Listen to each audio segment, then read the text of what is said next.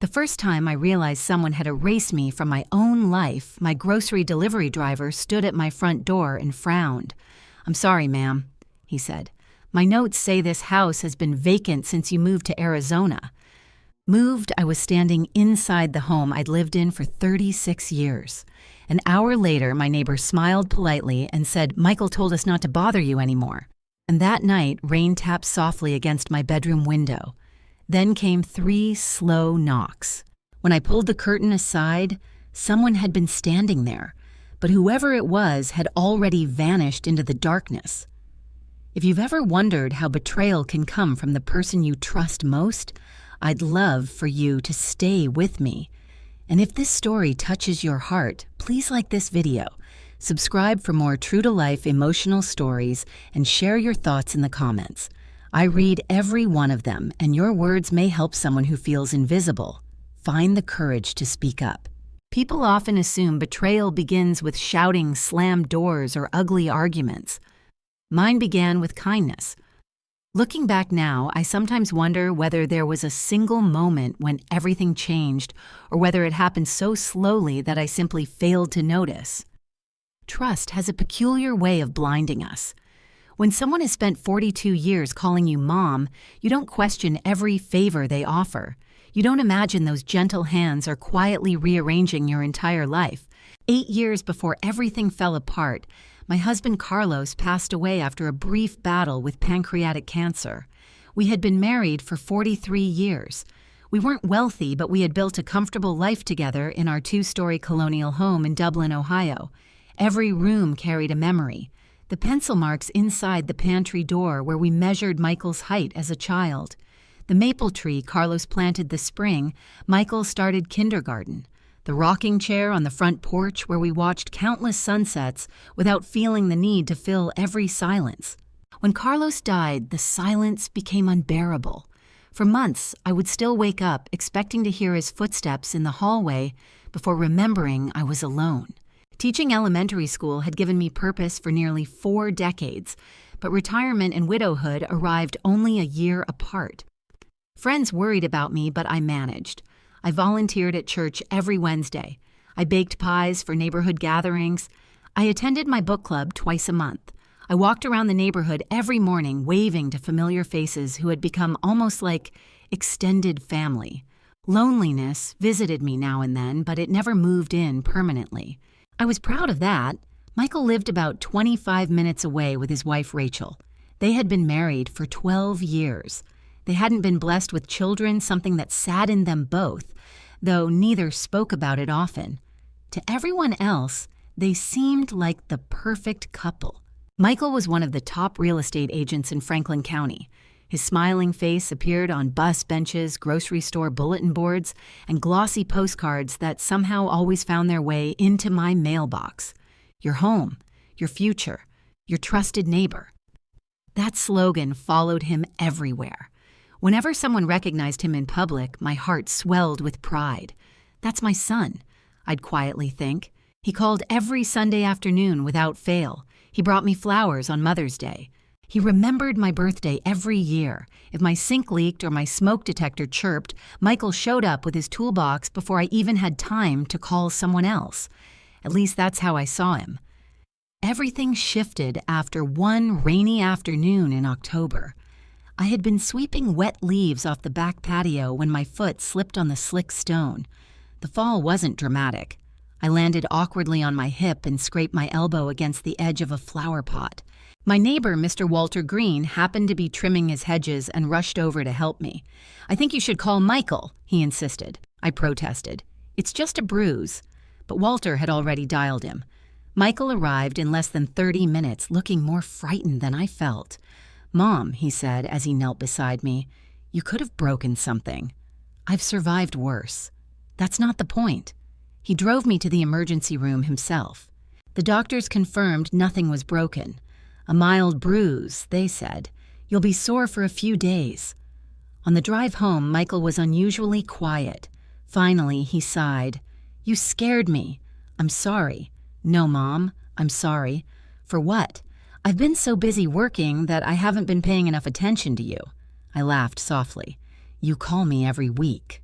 That's not enough. It is. No. He kept his eyes on the road. You're 68 now. I smiled, as if I didn't know. I mean it. I know. What if next time nobody sees you fall? That question lingered between us.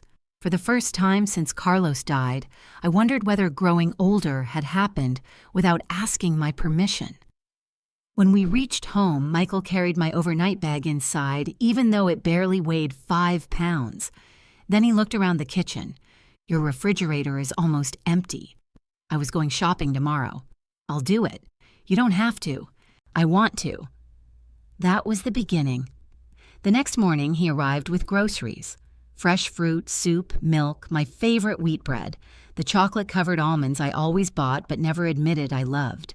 You remembered, I smiled. I remember everything. I believed him.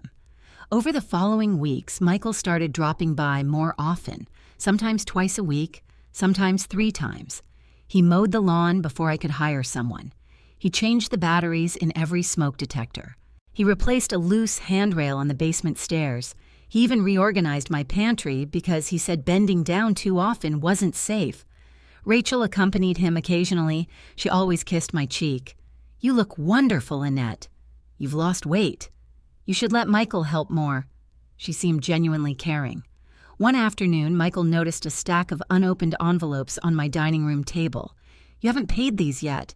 I was going to after lunch. He frowned. You shouldn't have to worry about paperwork. I've handled paperwork my whole life. I know, he smiled. But why make life harder? Before I could answer, he had already begun sorting the envelopes into neat piles. Utilities, insurance, property taxes, medical bills. I can organize all this for you. I don't mind. I know you don't. He leaned closer. But let me help. The words sounded so simple, so loving.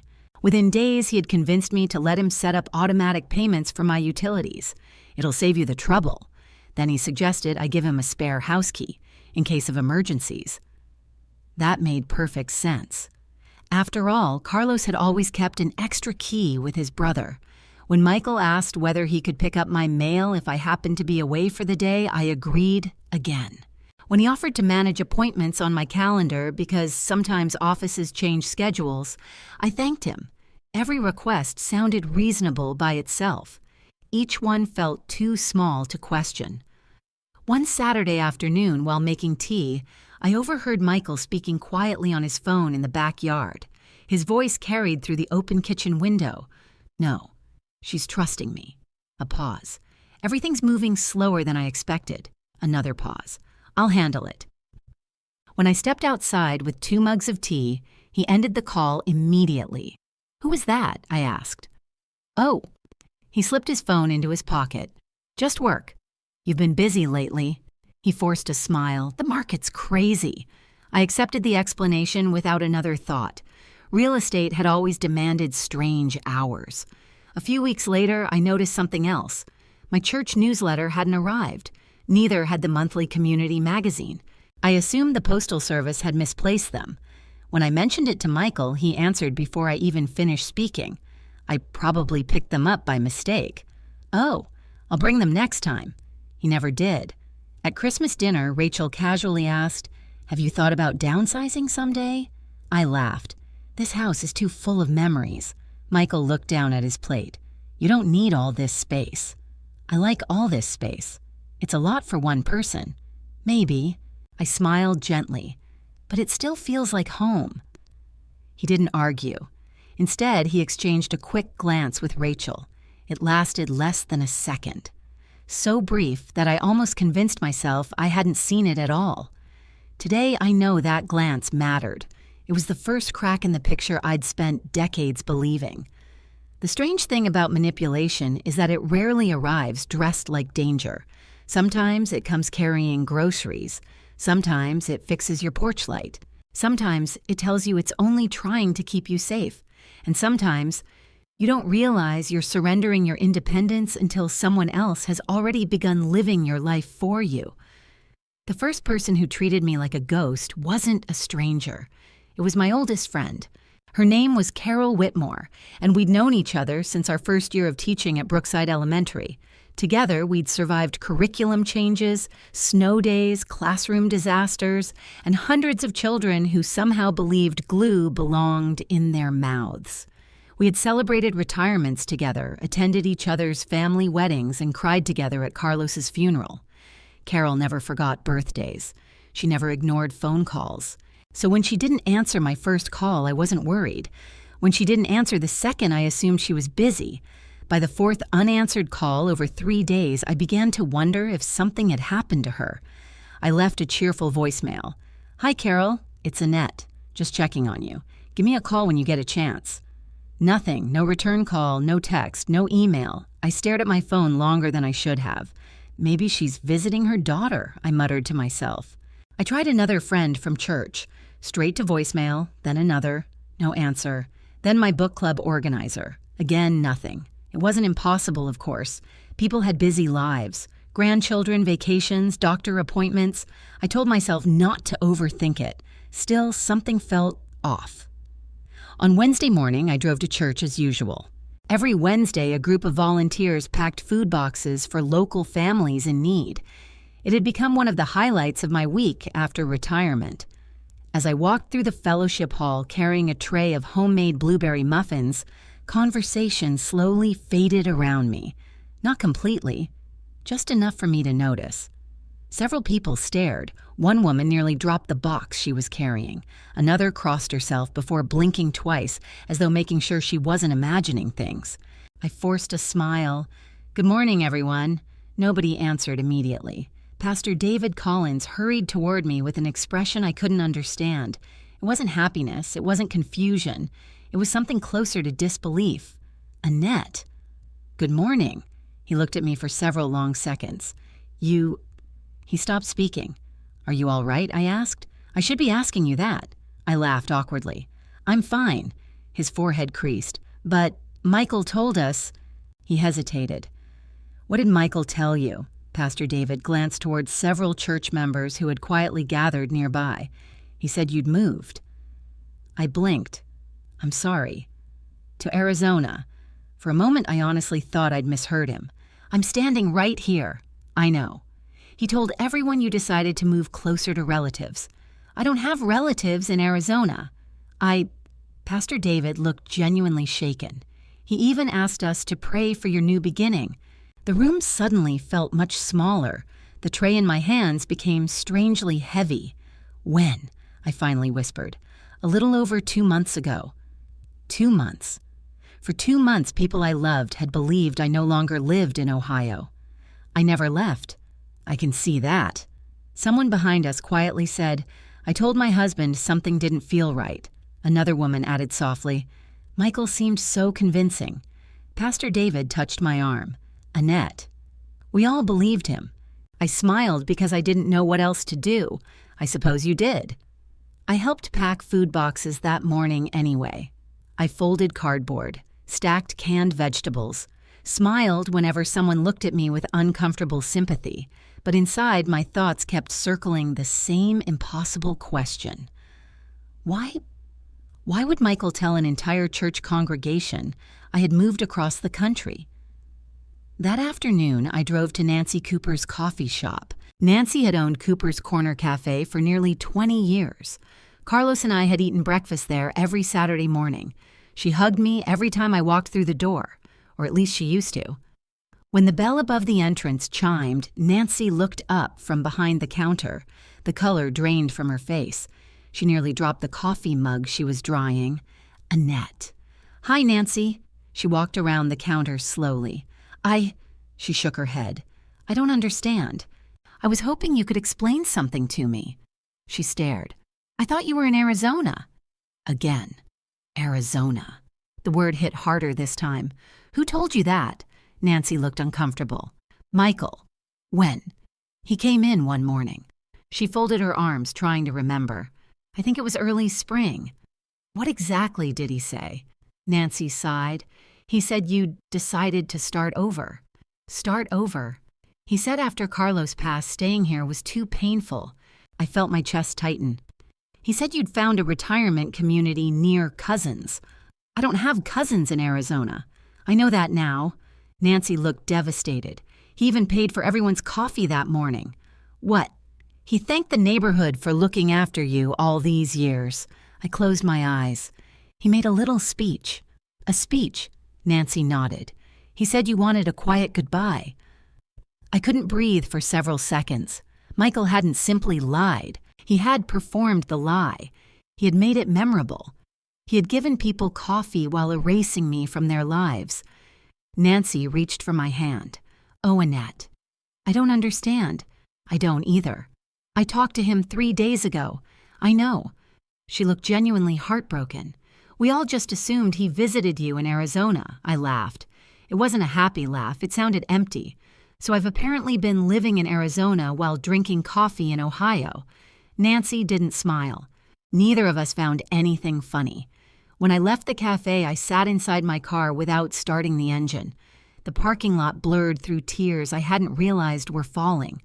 I wasn't crying because people believed Michael.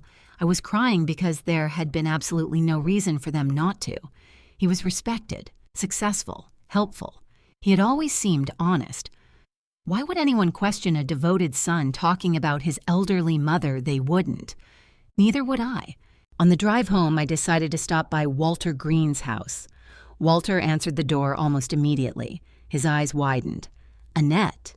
Hello, Walter. He looked behind me as though expecting someone else. I know. He looked embarrassed. Michael said. I know what Michael said. Walter invited me onto his porch. I'm so sorry. You've done nothing wrong. He organized a farewell barbecue. I froze. A what? Right over there. He pointed toward the neighborhood park. Nearly everyone came. My heartbeat slowed into a strange, heavy rhythm. He showed us pictures. What pictures? You standing beside palm trees. I frowned. I've never stood beside palm trees. Walter looked confused. I assumed they were recent. They weren't. He said you didn't want a big goodbye. Walter swallowed. He even asked us not to bother you because he wanted a fresh start. Fresh start, quiet goodbye, Arizona. The same story, repeated over and over until everyone accepted it. Walter looked ashamed. I should have called you. How could you? He lowered his head. I thought your new number would come later. A cold realization settled over me. Nobody had abandoned me. They thought I was gone. As I walked back toward my house, I noticed something I'd ignored before. Mrs. Jenkins across the street quickly closed her curtains after seeing me. Not out of fear, out of confusion. To her, she'd just seen someone who wasn't supposed to exist. That evening, another small mystery found me. A package notification appeared on my phone. Delivered. I opened my front door. Nothing. No box, no delivery. I checked the porch camera. The driver had placed the package on my doorstep. Less than 5 minutes later, someone picked it up. The video quality was too poor to identify the person. But one thing became painfully clear. Someone expected my house to be empty. Someone knew no one was supposed to answer the door. As darkness settled over the neighborhood, I stood in my living room looking through the front window. Families laughed over dinner. Dogs barked. Children rode bicycles beneath the streetlights. Life continued exactly as it always had, except somehow I had become invisible inside it. And for the first time since Carlos died, the home that had always made me feel safe suddenly felt like the loneliest place in the world. I barely slept after discovering someone had taken the package from my porch. Every creak of the house sounded louder than usual. Every passing car seemed to slow as it reached my driveway. Around 3 a.m, I gave up trying to sleep and wandered downstairs. I made a cup of chamomile tea and sat at the kitchen table staring at the family photographs lining the wall.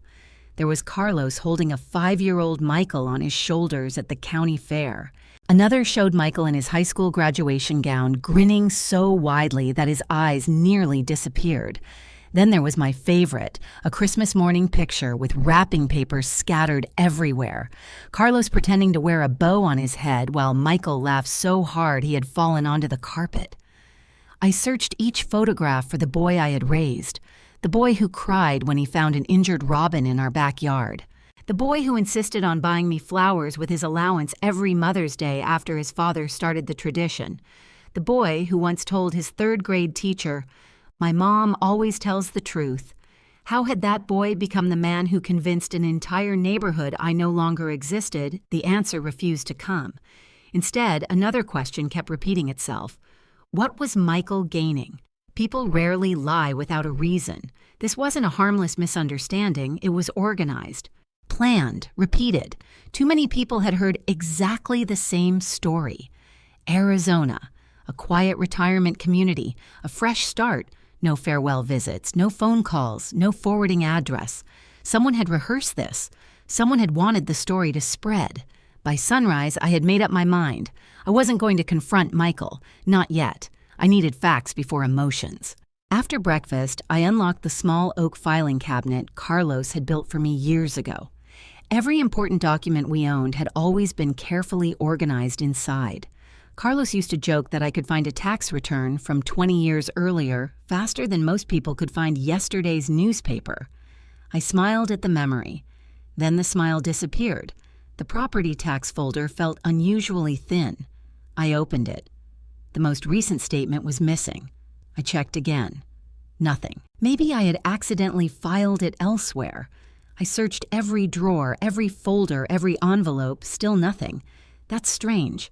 I moved to the utility records, gas bills, electric bills, water bills. Several months were gone. Not unpaid, gone. I knew they had arrived because I remembered opening some of them. Where had they gone afterward? I sat back in my chair trying to think logically. Perhaps Michael had taken them when he offered to organize my paperwork. At the time, I hadn't thought twice about it. Now it felt different. I logged into my online bank account to see whether the payments had at least been made. Everything looked normal. Utilities had been paid automatically. Insurance premiums had gone through. Property taxes had been withdrawn. Nothing appeared overdue. For a brief moment, I wondered whether I had imagined the whole problem. Then I noticed something else. The notification settings on my account had changed. Instead of receiving email alerts whenever large payments were processed, notifications had been disabled. I didn't do that. I clicked through several settings. My backup contact information had also been updated. The secondary phone number belonged to Michael. I frowned. When did this happen? I certainly didn't remember authorizing it. Maybe he had changed the settings while helping me pay bills one afternoon. Again, perhaps it had been innocent. But why not tell me? I opened my email. Something else looked different. Several folders I normally used had disappeared. Even stranger, I found a rule automatically forwarding certain financial emails to another address. The forwarding address wasn't completely visible. Only the first few letters appeared. Michael Diaz. A cold wave spread through my body. I wasn't imagining things anymore. Someone had quietly redirected information before I ever had a chance to read it.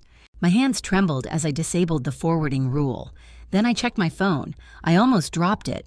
Several contacts had been blocked.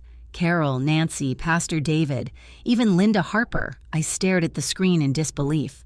I never blocked them. I knew I hadn't. I hardly even knew how to block someone. One by one, I removed every blocked contact. Then I called Carol again. This time the phone rang only once before she answered. "Hello?" Her voice sounded cautious. "Carol." Silence. Then suddenly, "Annette."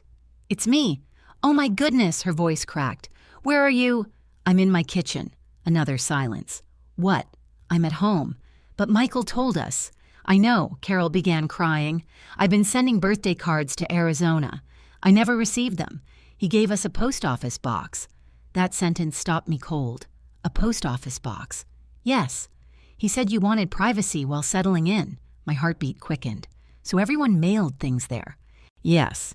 "Did he ever say why you couldn't give me your real address?" "He said the retirement community discouraged visitors during your adjustment period."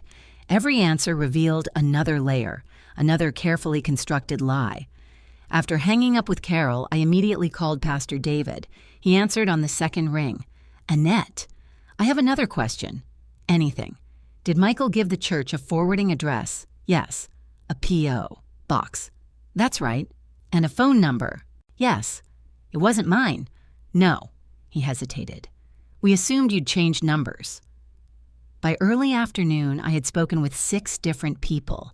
Every conversation told the same story. Michael had supplied everyone with identical information, the same P.O. box, the same explanation, the same request not to disturb me. This wasn't panic, this wasn't confusion. This had taken planning. Hours of planning. I needed fresh air. I decided to walk around the neighborhood despite the knot tightening inside my chest. People smiled politely when they saw me. Some apologized. Others admitted they had believed every word Michael had said. Nobody had questioned him. Why would they? He had always seemed like the devoted son caring for his aging mother. As I passed the Miller family's house, Mrs. Miller hurried toward me. "Annette." "Hello?" I felt terrible all morning. "You don't need to." "No." She shook her head. "I do." She looked around before lowering her voice. "About 3 weeks ago, I saw 2 men measuring your front yard." "What?" "They carried clipboards. I thought they worked for you. They walked around your backyard, too." My stomach tightened. "Did you recognize them?" "No." "They were with Michael." I forced myself to stay calm. "What were they doing?" "I assumed they were preparing your home for sale after you moved." Sale. The word echoed in my mind. No, surely not. Michael knew that house meant everything to me. Carlos had built our lives there. Every birthday, every Christmas, every anniversary, every goodbye. He wouldn't, would he? When I returned home, I walked slowly from room to room. The living room, the dining room, Carlos's workshop in the garage, our bedroom. For the first time, I looked at my own home through someone else's eyes. Not as memories, as property, as square footage, as market value, as profit. The realization made me physically ill. Late that afternoon, I heard Michael's familiar truck pull into the driveway. I looked through the front window. He climbed out, carrying 2 grocery bags and wearing the same warm smile that had always made me feel safe. "Hi, Mom." His voice sounded perfectly normal, perfectly loving, perfectly practiced. He walked inside without waiting because he still had the spare key I had happily given him months earlier. "I brought your favorite chicken soup." He placed the bags on the kitchen counter. "You didn't have to." "I wanted to." He kissed my forehead. "How are you feeling today?" I studied his face.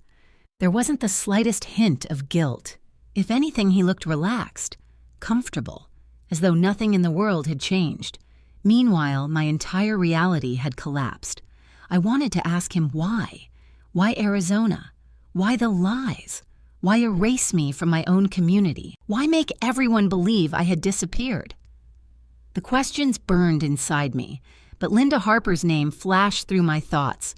If there truly was something bigger happening, confronting Michael now would only warn him. So instead, I smiled. "I'm feeling much better. I'm glad." He began putting groceries away, completely at ease, as if he still believed I knew absolutely nothing. And for the first time in my life, I lied to my son. "I'm so lucky to have you looking out for me." He smiled without hesitation. "You'll never have to worry, Mom." I looked directly into his eyes. "I trust you." The words nearly broke my heart, because while Michael believed he had successfully hidden the truth, I had just decided that before another week passed, I was going to find someone who could help me uncover every secret he had buried beneath that smile. The following morning, I drove across town to see the one person I trusted to tell me the truth, even if it hurt. Linda Harper had never been the kind of friend who softened bad news. We met during our first year of teaching, though she left education after only 3 years to attend law school. While I stayed in the classroom, Linda built a respected career as a real estate attorney. She retired a few years before I did, but retirement hadn't changed her habits. She was still organized, observant, and impossible to fool. If something illegal was happening with my house, Linda would recognize it long before I could.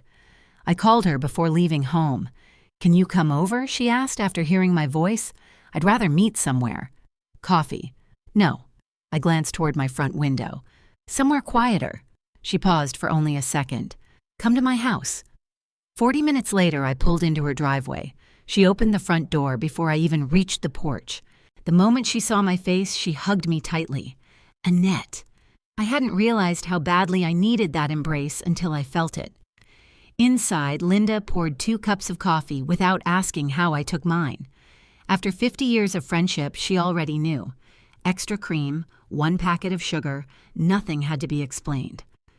We sat at her dining room table, and for nearly an hour I told her everything. The grocery delivery, the church, Nancy's cafe, the farewell gathering, Arizona, the missing mail, the changed phone settings, the forwarded emails, the blocked contacts, the disappearing package, Michael leading strangers around my house. Linda never interrupted. She simply listened while writing short notes on a legal pad. When I finally finished, she rested her pen on the table. "What do you think?" I asked. She didn't answer immediately. Instead, she folded her hands together. "I think this is much more serious than family conflict." My stomach tightened. "You believe me?" "I believed you before you finished your second sentence." I kept wondering if I was imagining things. "You aren't." She pushed the legal pad aside. "Annette, people don't accidentally convince an entire neighborhood that someone has moved across the country." "No." "They don't accidentally create forwarding addresses." "No." "They don't accidentally block phone numbers and redirect financial emails." I lowered my eyes. "No." Linda leaned forward. "This is systematic." The word landed heavily. Systematic. I keep asking myself why. I may have an idea. I looked up. "What?" She hesitated.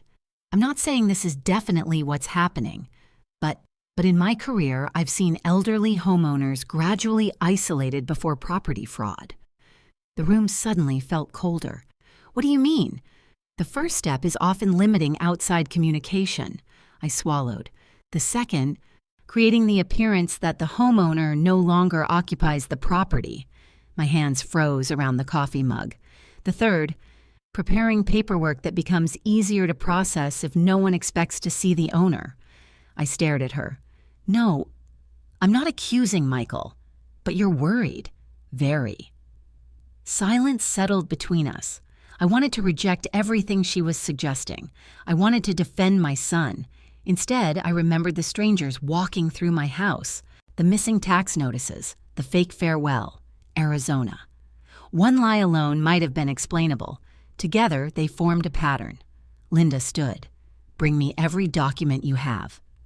We spent the next 2 hours spreading paperwork across her dining room table.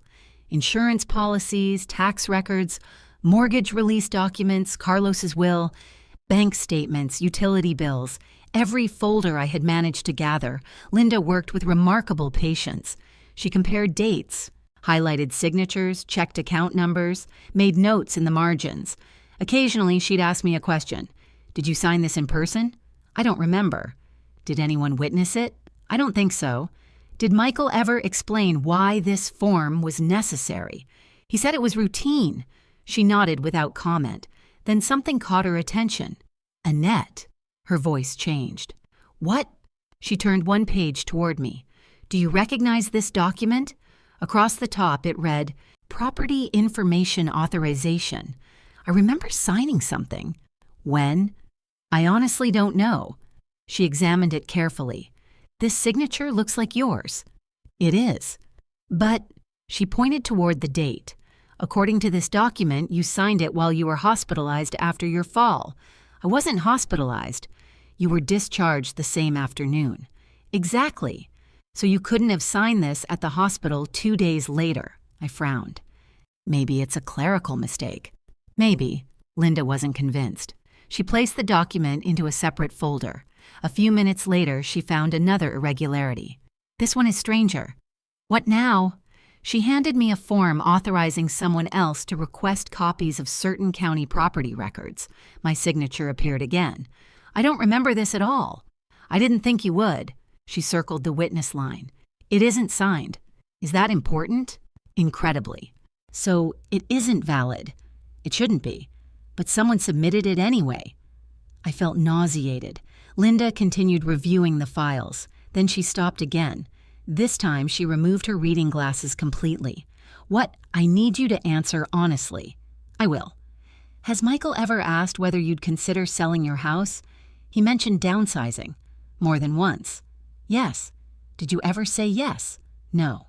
Not once. Never." Linda slowly nodded. I was afraid of that. My heartbeat quickened. What is it? She reached for her laptop. I want to check something. Within minutes, she had logged into several public county databases. She searched my address. Nothing unusual appeared. Then she searched recent property activity surrounding my neighborhood. Again, nothing.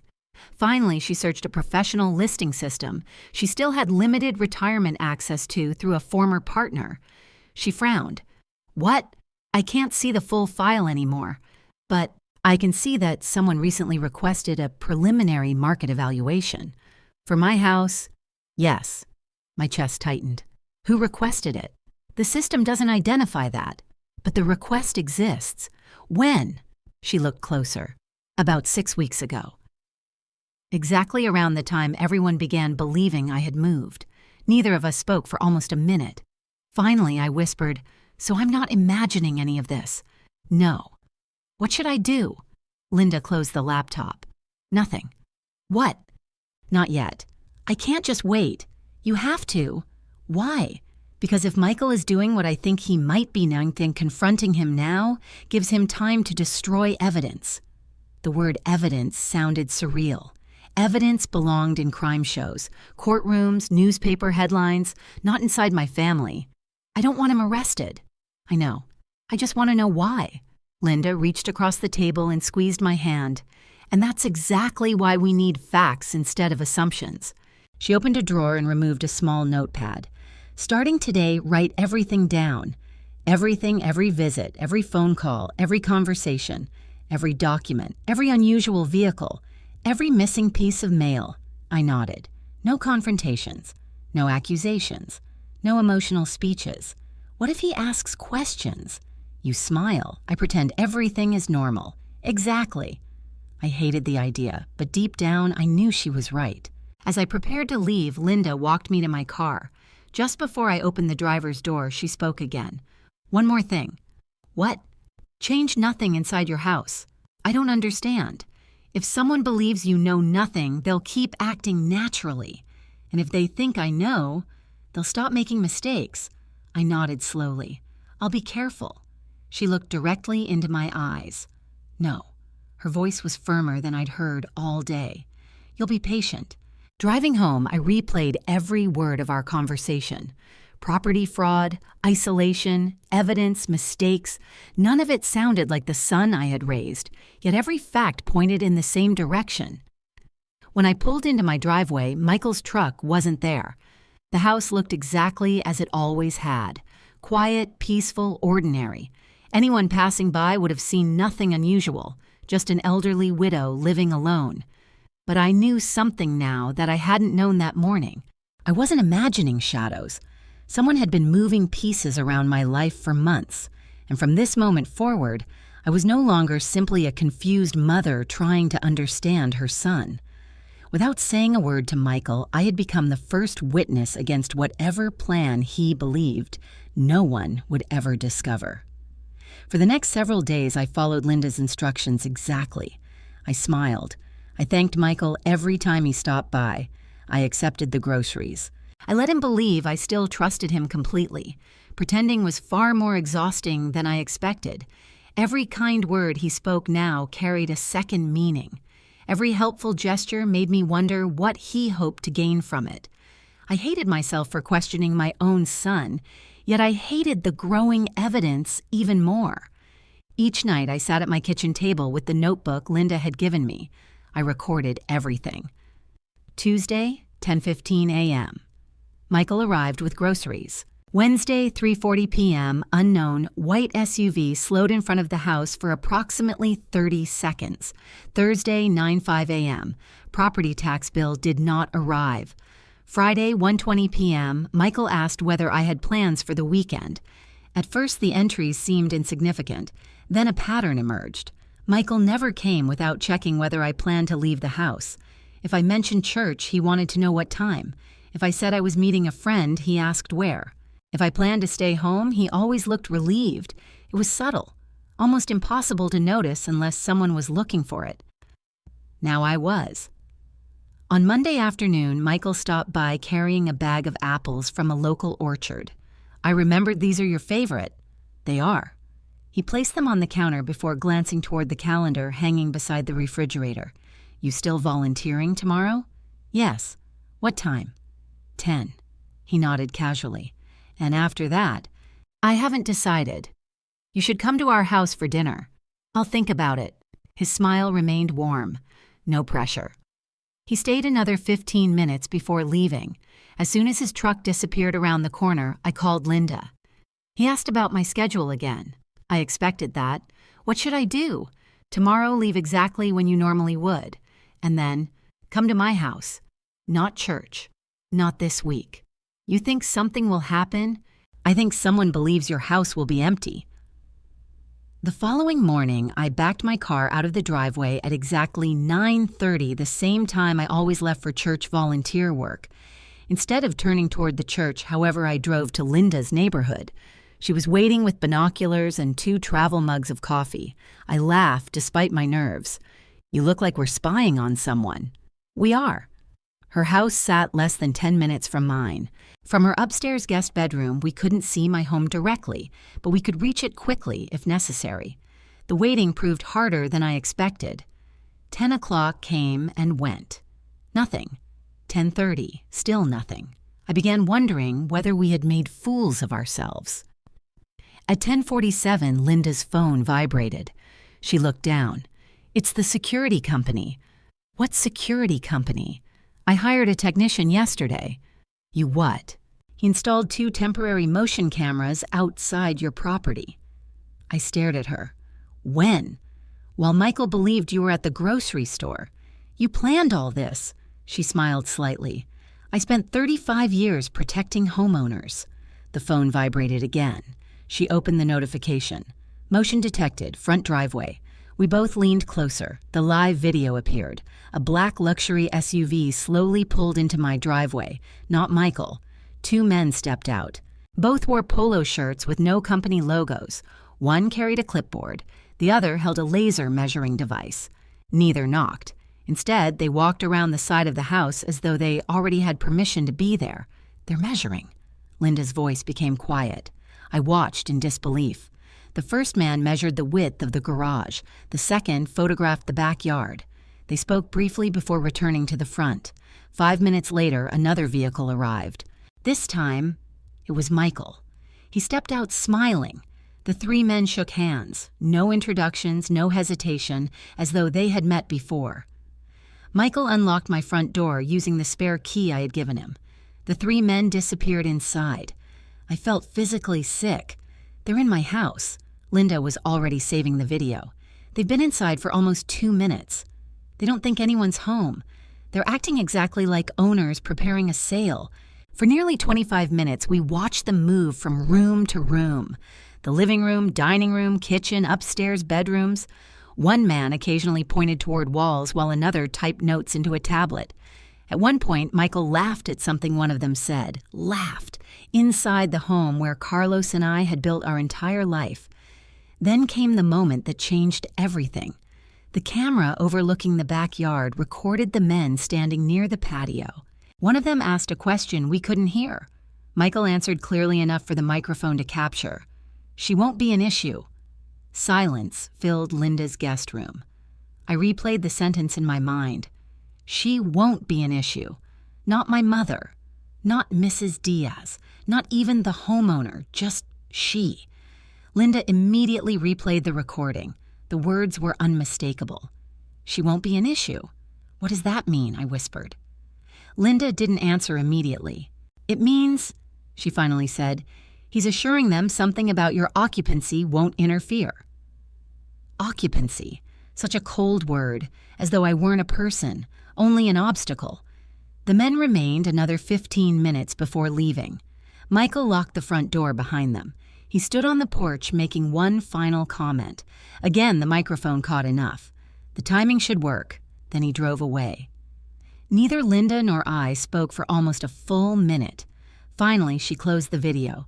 Annette. Yes, I think we're beyond suspicion. I nodded slowly. I know. This recording is important. Can it prove anything? Not by itself. My heart sank. But it proves enough to justify looking deeper. She immediately copied every video file onto 2 encrypted flash drives. One she placed in her desk, the other she handed to me. Keep this somewhere Michael would never think to look. When I arrived home that afternoon, everything looked untouched. The cushions were arranged neatly. The dishes were exactly where I had left them. Nothing appeared stolen, nothing appeared broken, yet the house no longer felt private. I slowly walked through every room, my bedroom, Carlos's workshop, the guest room. Each space suddenly carried the uncomfortable feeling that strangers had inspected it while discussing its value, not its memories, its price. Standing in our bedroom, I rested my hand on Carlos's old dresser. I wish you were here. The empty room answered with silence. That evening, Michael called. Hi, Mom. Hi. How was volunteering? It went well. Another lie. Good. He sounded cheerful. I was thinking maybe this weekend we could look at a few retirement communities. The words landed like ice water. Retirement communities. Just to explore options. I haven't decided to move. I know. His tone remained gentle. No pressure. Then he laughed softly. It's always smart to plan ahead. I closed my eyes. Just hours earlier, I had watched him leading strangers through my home. Now he was casually suggesting I consider leaving it. For the first time since this nightmare began, anger replaced confusion. Not loud anger, quiet anger, the kind that settles deep inside and refuses to leave. I'll think about it, I answered calmly. That's all I'm asking. After hanging up, I wrote one final note in Linda's notebook. Michael suggested retirement community on same day unknown men inspected house. Then I underlined one sentence 3 times. He said, she won't be an issue. I didn't know exactly what Michael was planning, but I knew one thing with absolute certainty. He had already started preparing my future without ever asking whether I wanted to be part of it.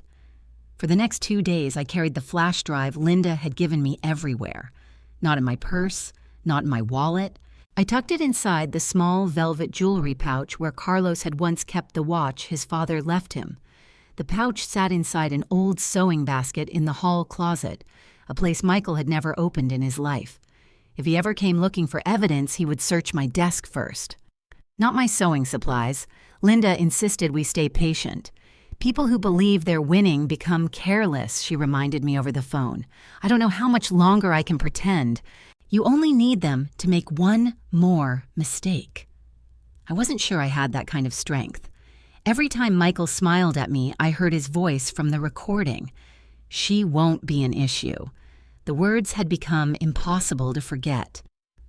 On Friday afternoon, Rachel called. That surprised me. She rarely phoned unless she and Michael were together. Hi, Annette. Hello, Rachel. I was wondering if you'd like to come over Sunday. For dinner? Yes. Michael is making his famous barbecue. I almost laughed. Michael had never made barbecue in his life. Carlos had always been the grill master. I'm not sure yet. Oh, she hesitated. Michael thought it might be nice if we spent more time together. That's thoughtful. We've both been worried about you. The sentence sounded sincere. Too sincere. For the first time since this began, I found myself wondering how much Rachel actually knew. Was she helping Michael, or had she simply believed whatever story he told her? After we hung up, I mentioned the conversation to Linda. What do you think? I asked. I think you should go. Really? If they're planning something, they'll feel safer with you nearby than suspicious because you stayed away. So I keep pretending. You keep observing. Sunday evening arrived warm and quiet. Their home looked exactly as it always had. Fresh flowers by the front door, wind chimes on the porch, the smell of grilled food drifting through the backyard. Rachel greeted me with a hug. You look wonderful. You always say that. Because it's true. Michael carried a platter from the grill and smiled as though nothing unusual had happened during the past several weeks. Mom. He hugged me tightly. For just a second, I wanted to hug him back the way I used to. Instead, I forced myself to remember the men walking through my bedroom. Dinner felt strangely normal. We talked about sports, weather, church, Rachel's work, a neighbor's new puppy.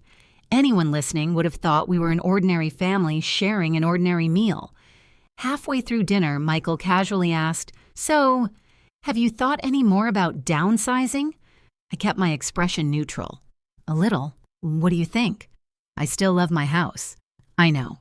He smiled gently. But imagine something easier. Rachel nodded. Less maintenance. Less stress. I don't really feel stressed. Michael laughed softly. Maybe not today. Then he changed the subject. Too quickly, as though he didn't want to appear pushy. But I noticed something else. Each time the conversation drifted toward my home, Rachel became noticeably quieter. She wasn't encouraging him. She wasn't interrupting him either. She simply listened. Driving home later that evening, I couldn't decide what troubled me more, Michael's persistence or Rachel's silence. The answer came sooner than I expected. Tuesday night, just after 11, rain began falling, not a thunderstorm, just a slow, steady rain that tapped gently against the windows.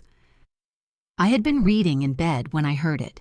Tap, tap, tap, 3 soft knocks, exactly like the night everything had begun. I froze. The sound came again. Not the front door, not the back door, my bedroom window. Every instinct told me not to move. The neighborhood was quiet. No cars, no voices, only rain. Then tap, tap, tap. Someone was definitely outside. I slowly reached for my phone.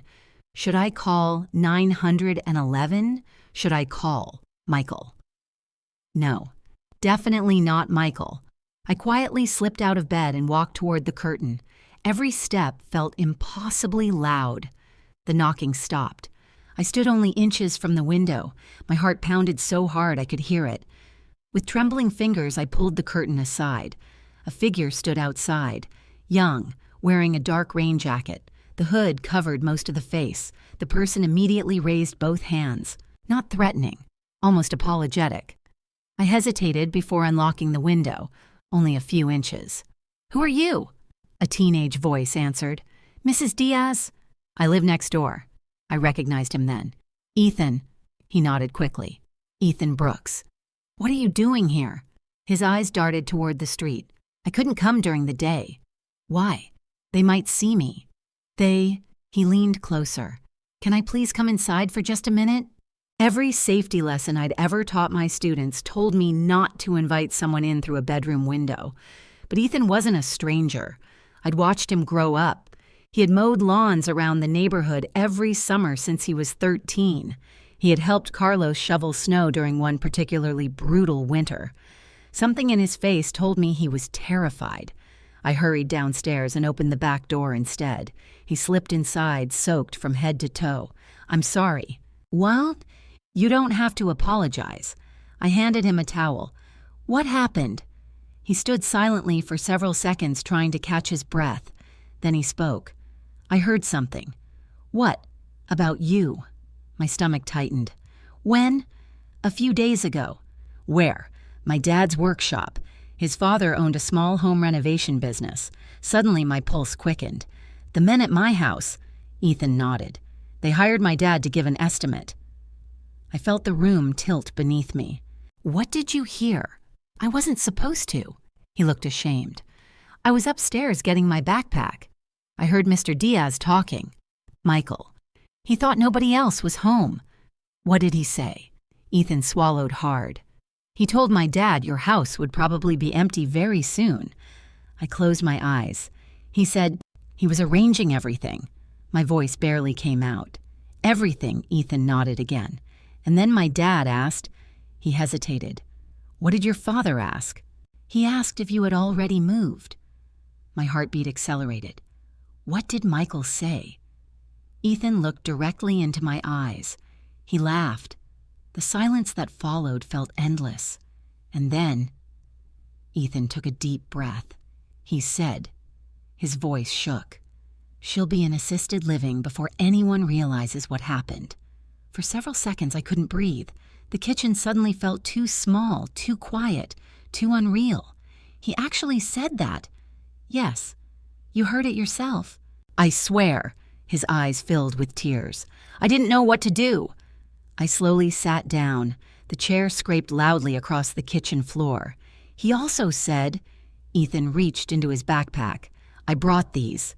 He pulled out a large envelope. Inside were several printed photographs. I spread them across the table.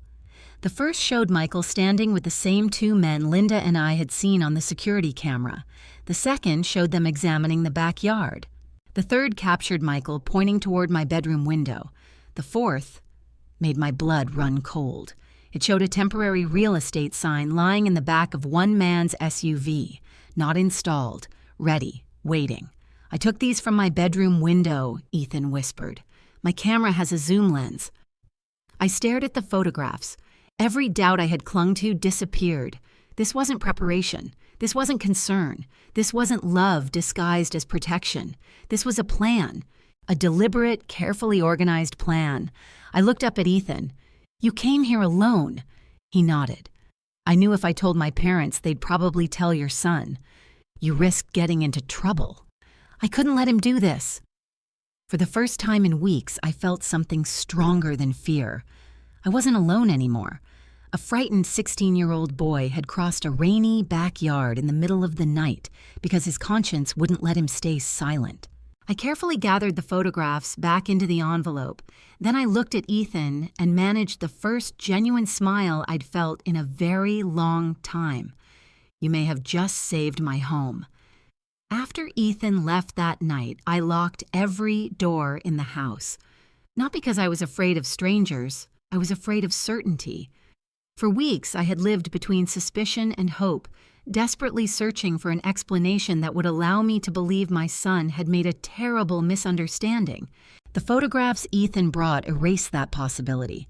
Michael wasn't confused. He wasn't overwhelmed. He was preparing for a future that did not include my permission. I barely slept. By 7 the next morning, I was already driving toward Linda's house with the envelope of photographs resting on the passenger seat. She opened the door before I reached the porch. "You look exhausted. I have something you need to see." We spread Ethan's photographs across her dining room table beside the notebook, the security camera recordings, and every document we had collected during the past week. Linda picked up each picture carefully. "This is the same SUV." "Yes." "The same men." "Yes." She stopped at the photograph showing the temporary real estate sign. Her expression hardened. "This is important." "I thought so." "No."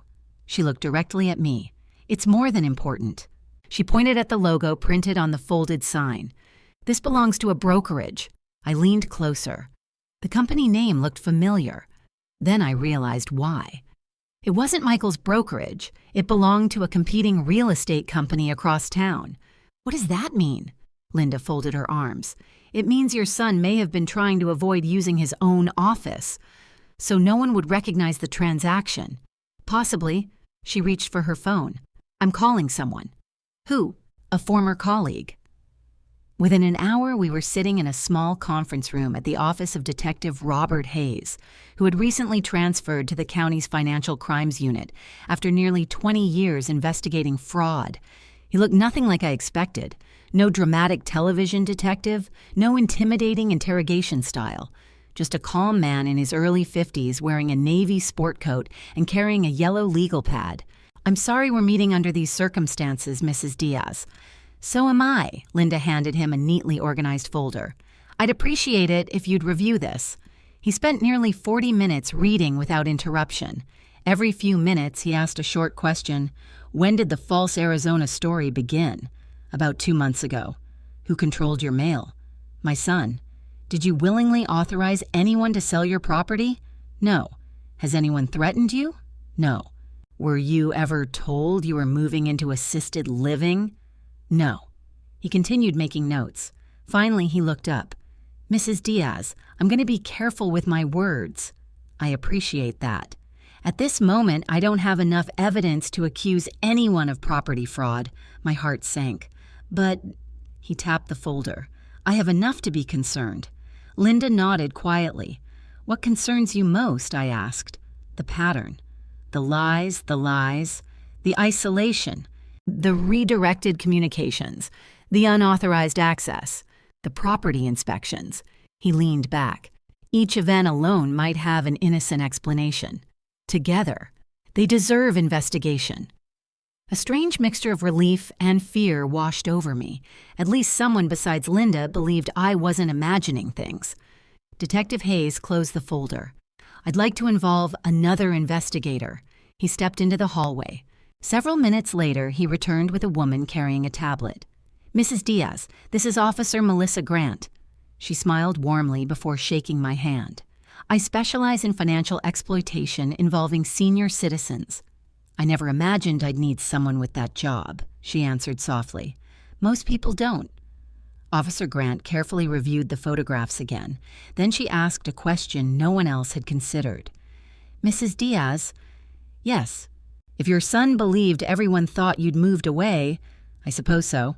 Then why keep visiting you openly? I frowned. I don't know. Think about it. She leaned forward. If neighbors occasionally saw his truck here, they'd assume he was checking on the property. Exactly. Not checking on his mother, checking on an empty house. The realization made me shiver. Officer Grant continued. He created a story that explained every future visit, every grocery delivery, every maintenance visit, every unlocked door. Everything fit perfectly. Detective Hayes spoke again. We'd like to verify a few things quietly. What does that involve? Public records, broker communications, property inquiries, financial authorization documents. Nothing that alerts your son. Linda smiled slightly. Exactly what I was hoping you'd say. Hayes nodded. If Michael is acting alone, he may continue making mistakes. And if he knows we're investigating, what? He'll stop. I understood. Patience again, always patience. Before leaving, Officer Grant handed me a small card. My direct number. I hope I won't need it. I hope not, too. She paused. But if anyone pressures you to sign anything, I call immediately. Exactly. Driving home, I felt strangely calmer, not happier, just less alone. For the first time since all of this began, professionals were looking at the facts instead of treating me like a confused elderly woman. Someone believed me. That mattered more than I expected. When I arrived home, Michael's truck was already parked in the driveway. My heart skipped. He was standing on the porch holding 2 cups of coffee. There you are. I forced a smile. I was running errands. I thought maybe something happened. No. I brought your favorite latte. Thank you.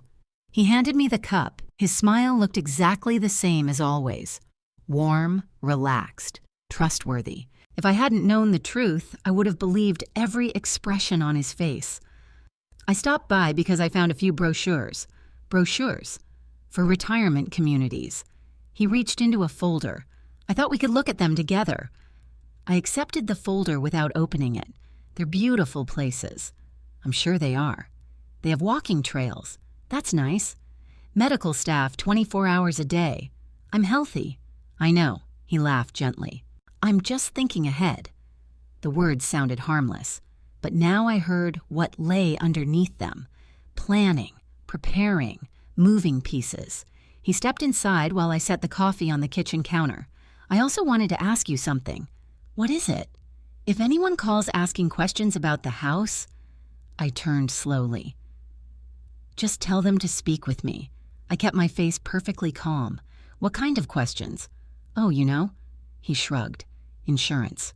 Maintenance. Neighborhood surveys. Things like that. I can answer my own questions.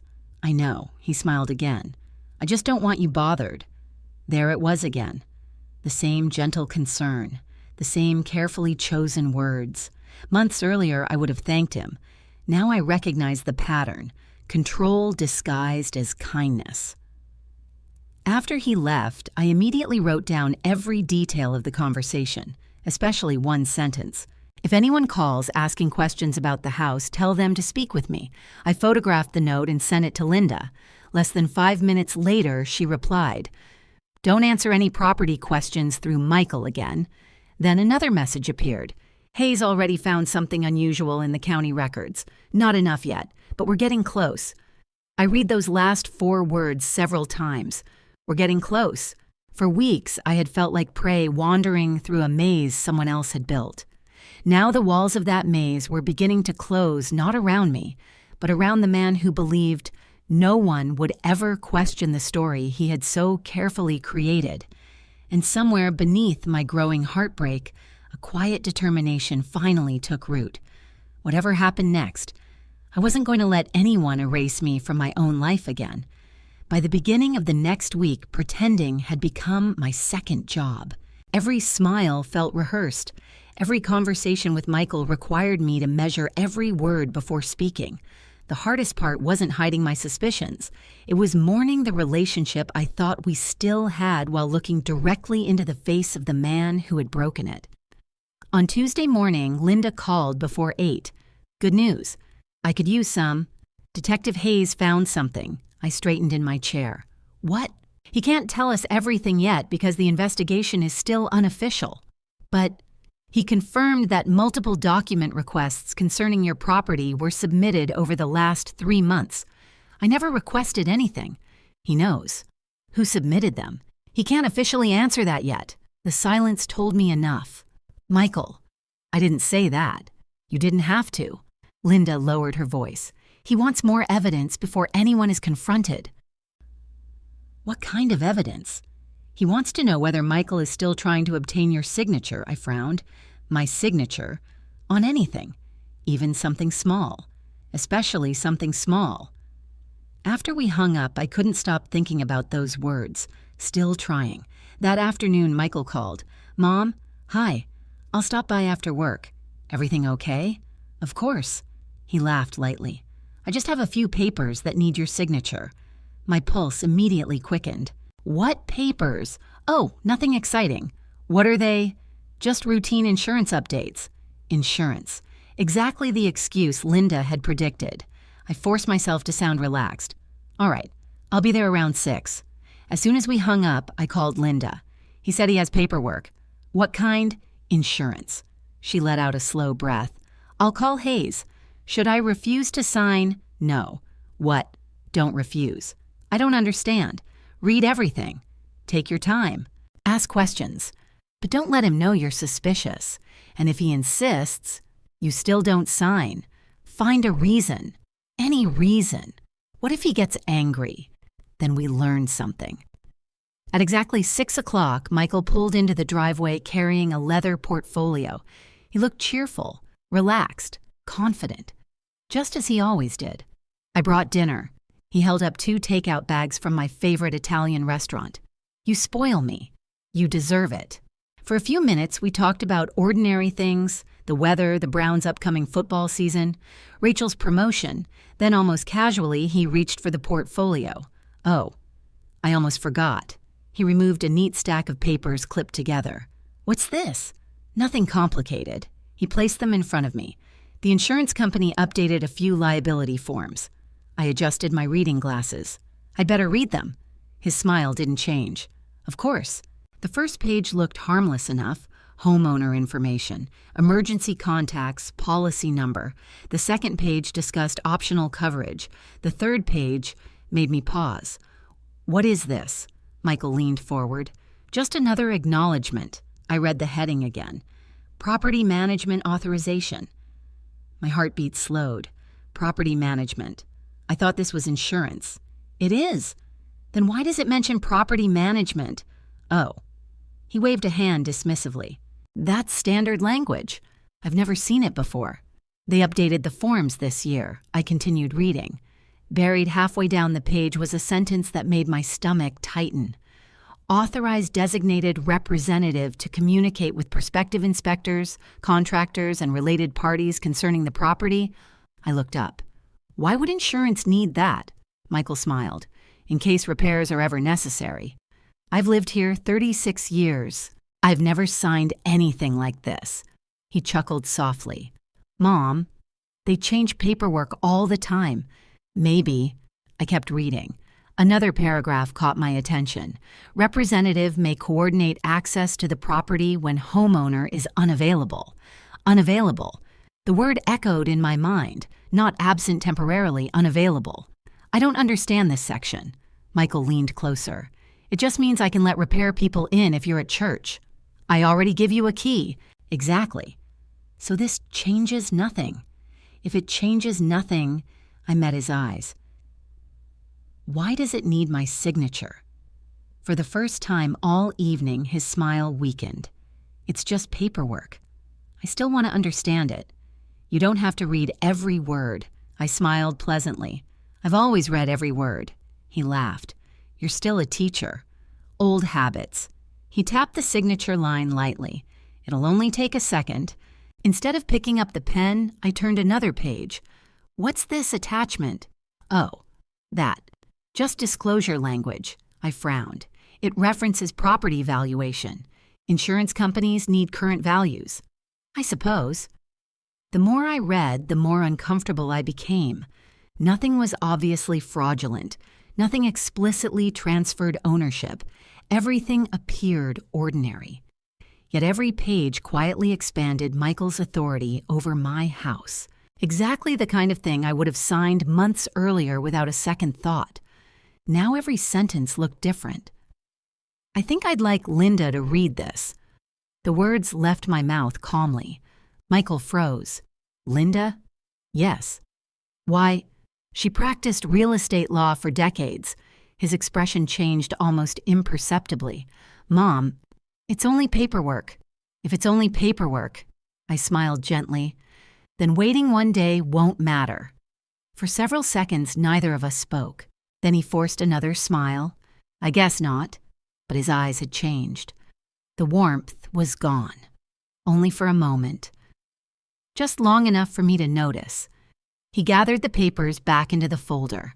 I'll bring them another time. No. I reached toward the stack.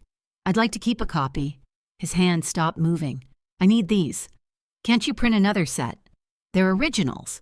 I'll photocopy them tomorrow. He hesitated. Too long. Finally, he separated the top copy from the rest. Fine. You can keep this one. As soon as he left, I photographed every page before driving directly to Linda's house. She was already waiting with Detective Hayes. The detective carefully read each document. When he reached the authorization page, he looked at Linda. This is clever. How so? I asked. It's written broadly. What does that mean? It doesn't transfer ownership. So it's harmless. No. He pointed to several paragraphs. It creates the appearance that Michael has broad authority to act on your behalf. Would that help him? It could, especially if combined with other documents. Linda nodded. That's exactly what worried me. Detective Hayes looked thoughtful. Mrs. Diaz, yes. Did Michael seem disappointed when you refused? He tried very hard not to show it. That's useful. Why? Because it tells me he expected you to sign without reading. Officer Melissa Grant entered the conference room carrying a thin file. I've got something. Hayes looked up. What? We confirmed that 2 title companies received preliminary inquiries about this property. My pulse quickened. When? Within the last month. Were they authorized? No formal transaction. Just inquiries. But she looked directly at me. Someone has been asking detailed questions about your house. I felt my chest tighten. Can they tell who? Not yet. Detective Hayes slowly closed the folder. I think we're getting close.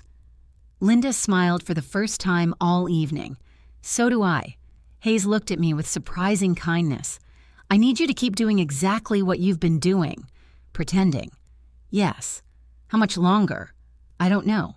But people running complicated fraud schemes often make mistakes when they become impatient.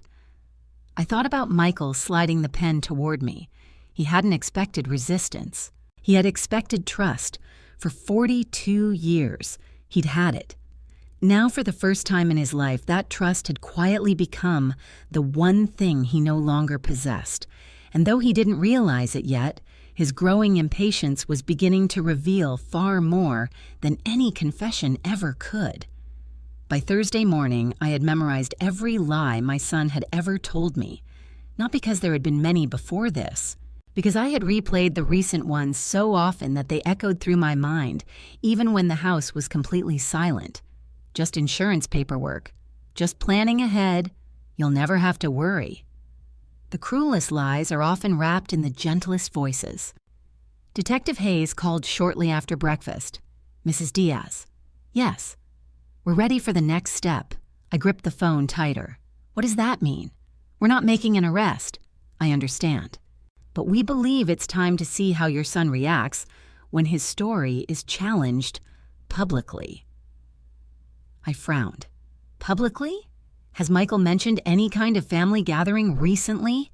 As if on cue, another phone began ringing, my landline. "I'll call you back," I told Hayes. The caller ID displayed Michael's name. I answered. "Hi, Mom. Good morning. I've been thinking." "About what?" "We haven't had everyone together in months." He sounded unusually cheerful. "I'd like to invite the family over Saturday afternoon." "For what occasion?" "No occasion." He laughed. "I just miss everyone." My stomach tightened.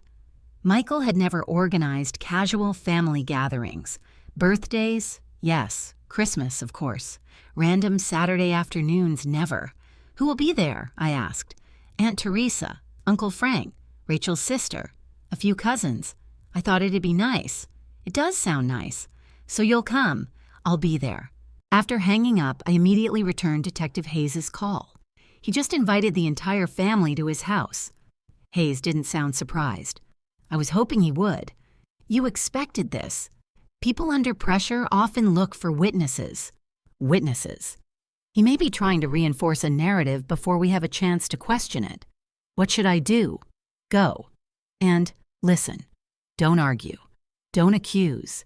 If something happens naturally, let it happen.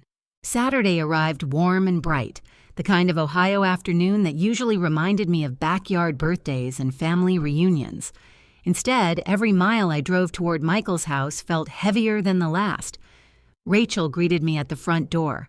"I'm so glad you came." She hugged me warmly. There was genuine affection in her embrace.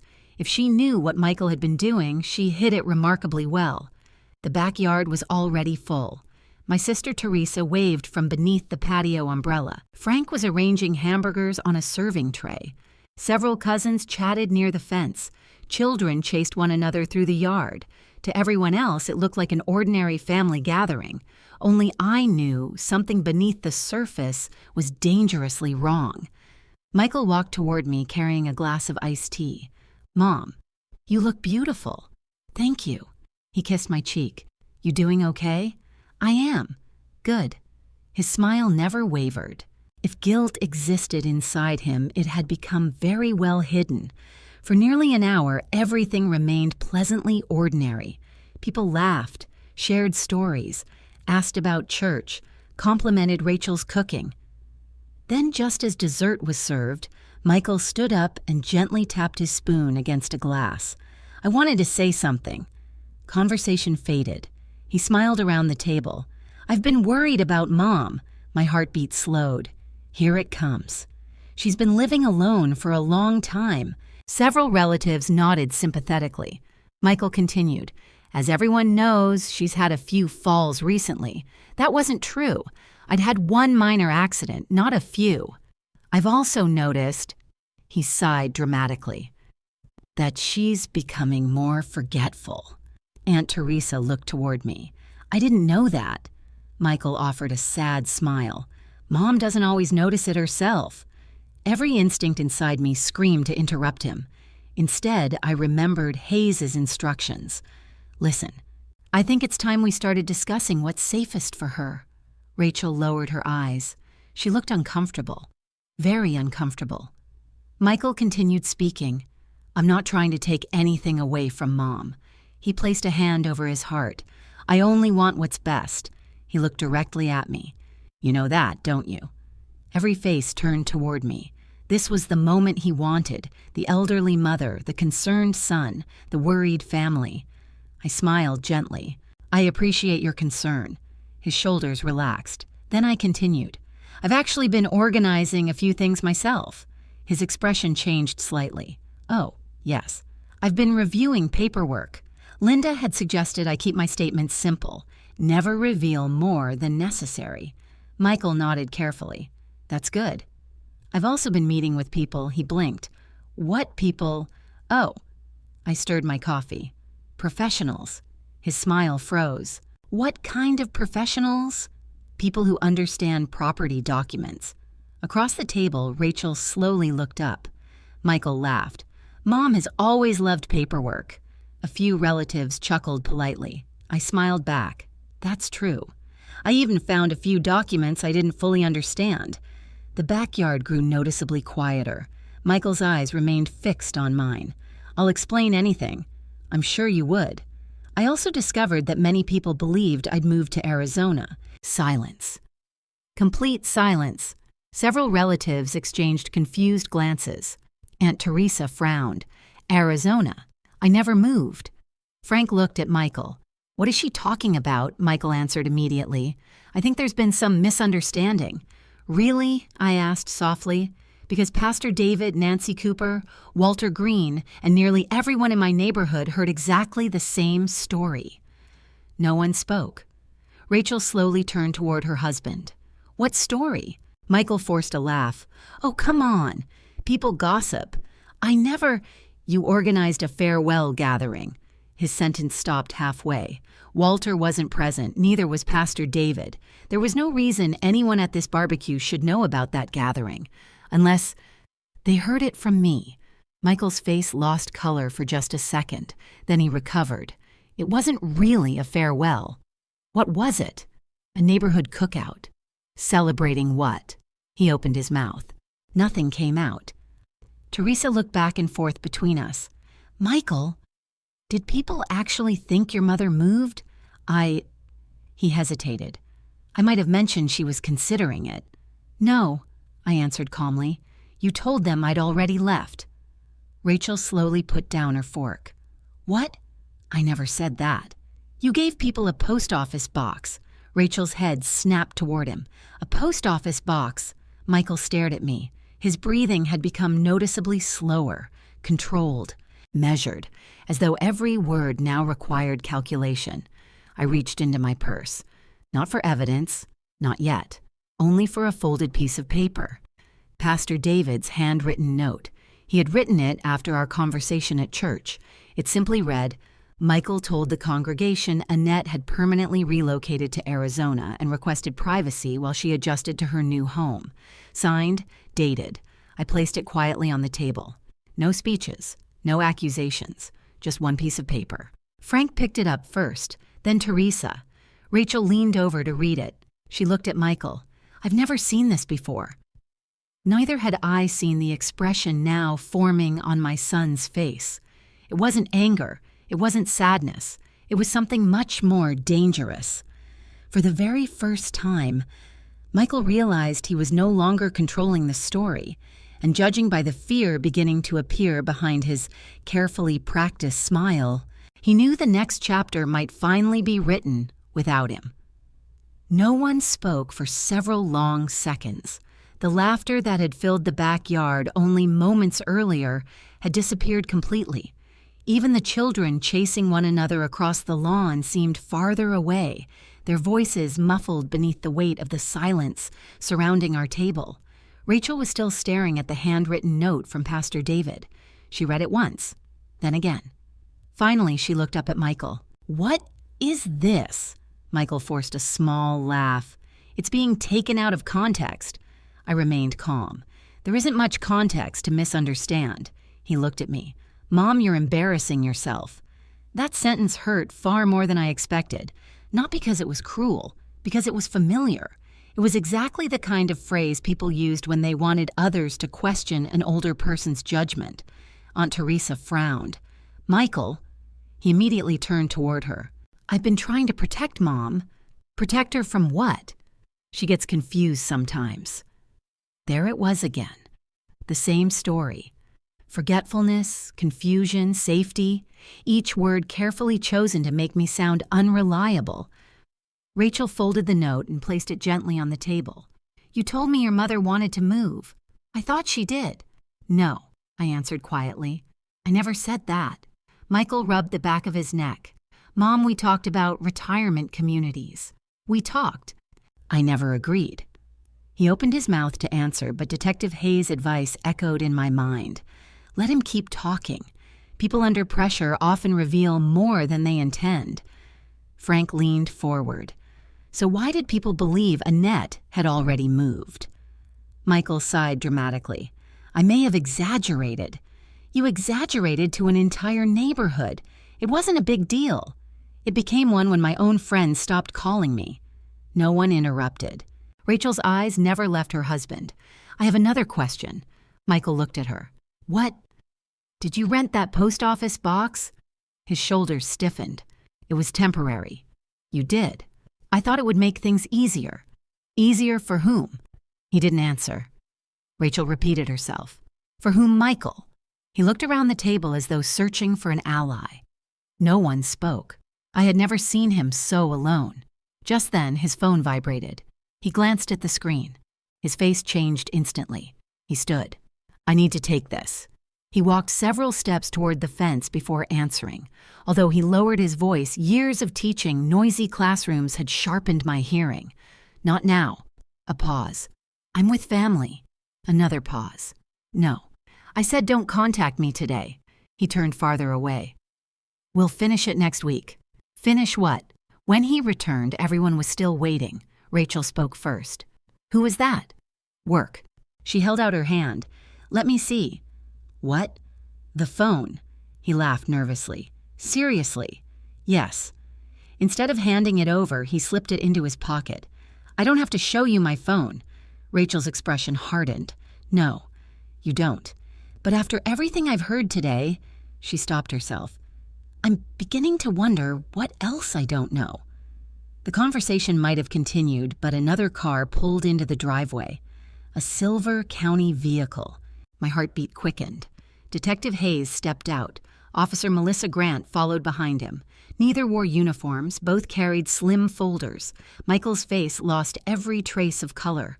What are they doing here? He whispered. Rachel looked confused. You know them. No. Hayes approached calmly. Good afternoon. Several family members stood. Mrs. Diaz.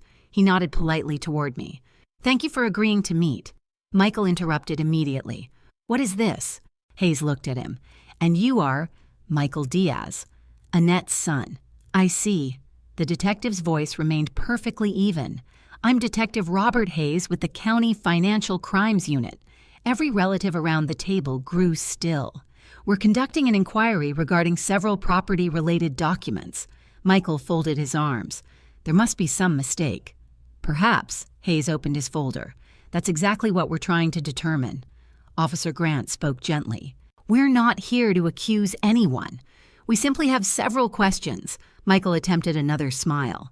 You could have called. Hayes nodded. We did. What? We attempted to reach Mrs. Diaz directly several times. I quietly looked at Michael. Officer Grant continued. Our calls never reached her. Rachel slowly turned toward her husband. What does that mean? Grant answered before he could. They were redirected. The backyard became so quiet I could hear the wind moving through the trees. Hayes removed several documents from his folder. Mrs. Diaz. Yes. Do you recognize these signatures? He handed them to me. I examined each page carefully. No. They resemble mine. But I didn't sign them. Hayes nodded. That's what our handwriting specialist believes as well. Michael suddenly stepped forward. Handwriting specialist. Grant looked at him. These authorization forms were submitted to multiple organizations over the past several months. Rachel whispered, What authorization forms? Hayes placed copies on the table one by one. Property information requests, authorization updates, representative forms. Every document Linda had suspected existed. Some carried signatures that looked remarkably similar to mine, but not identical. Tiny differences became obvious once someone pointed them out. The curve of the letter A, the length of the final stroke in Diaz, the pressure on certain letters. Frank studied one page. These aren't the same. No, Hayes replied. They aren't. Rachel's breathing became noticeably uneven. She looked at Michael. Tell me this isn't what it looks like. It isn't. Then explain. He looked at the detective. I filled out some paperwork for Mom. With her permission, she trusted me. That wasn't my question. Michael hesitated. Grant quietly added, Trust isn't the same as authorization. Michael remained silent. Hayes continued. We also interviewed several individuals. Who? Pastor David Collins, Nancy Cooper, Walter Green. He looked directly at Michael. each independently confirmed receiving identical information stating Mrs. Diaz had permanently relocated to Arizona. Rachel covered her mouth. You actually told everyone she moved. Michael rubbed his forehead. I was simplifying things. For what purpose? So people wouldn't keep bothering her, I answered calmly. I was never bothered. He ignored me. I was trying to help. Hayes nodded thoughtfully. I appreciate your explanation. Then he removed one final photograph. The image Ethan had taken. Michael standing beside the temporary real estate sign. Hayes laid it on the table slowly without saying a word. Rachel stared at it, then at her husband. What is this? It's nothing. Then answer me. Silence. Frank picked up the photograph. Is that a for sale sign? No. It was just... Michael stopped. There was no believable ending to the sentence, because everyone at the table could already see the truth. Officer Grant quietly spoke. Mrs. Diaz. Yes, we've completed enough preliminary work to open a formal investigation. My heart pounded. This doesn't mean anyone has been charged. She looked around the table. But from this point forward, all relevant financial records, communications, and property documents will be preserved, Hayes added.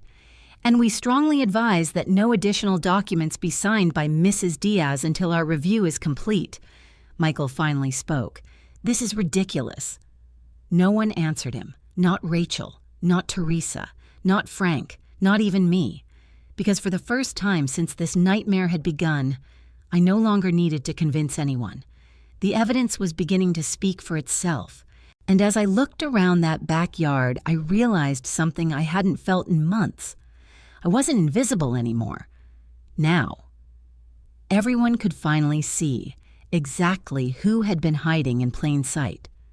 The barbecue ended without anyone touching dessert. One by one, relatives gathered their belongings, offering awkward hugs and quiet words that couldn't possibly repair what had unfolded.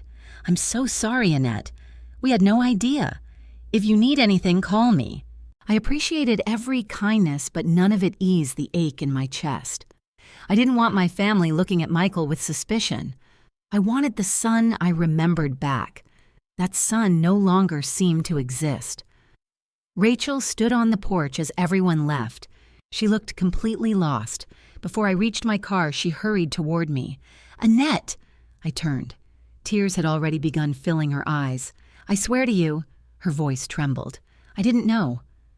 I studied her face carefully. For weeks, I had wondered whether she had been helping Michael. Now I saw only shock. Not performance, not calculation. Shock. I believe you, I said quietly. She covered her mouth as tears spilled over. I thought he was trying to convince you to move closer to us.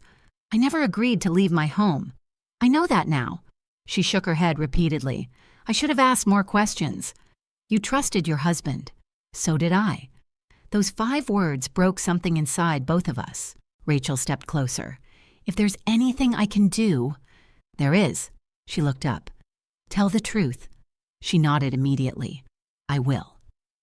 As I drove home, my phone rang. Detective Hayes. Mrs. Diaz? Yes. I wanted to update you before rumors begin spreading. I'm listening. We've contacted both title companies, and neither transaction was completed. Relief washed through me. So my house is safe. For the moment. The phrase caught my attention. For the moment.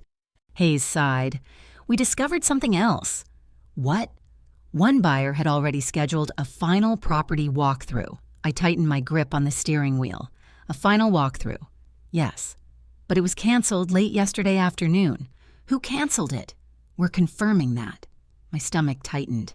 If that walkthrough had happened, Hayes finished the sentence for me, the buyers likely believed the property would soon be vacant. I pulled into my driveway feeling strangely weak. Someone had come dangerously close to selling the home where Carlos and I had spent our entire married life.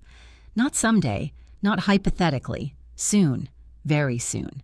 Inside the house, everything looked exactly as I had left it. The grandfather clock ticked steadily. Carlos's favorite armchair sat beside the fireplace. The scent of lavender from my kitchen candle still lingered in the air. Ordinary, peaceful. Yet I now understood how close I had come to losing all of it.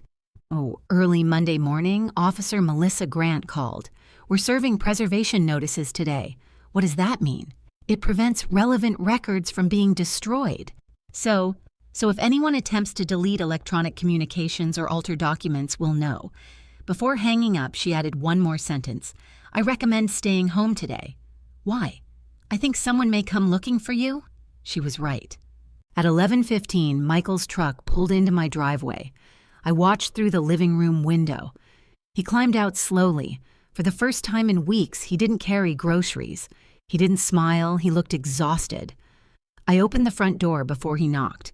Mom, what do you want, Michael? He stared at the porch floor. We need to talk. I think we've done plenty of talking. Please. Against my better judgment, I stepped aside. He entered quietly. Neither of us sat down. The silence stretched between us. Finally, he spoke. I never wanted this. This, everything. I folded my arms. You'll have to be more specific. He rubbed his forehead. The investigation. The family?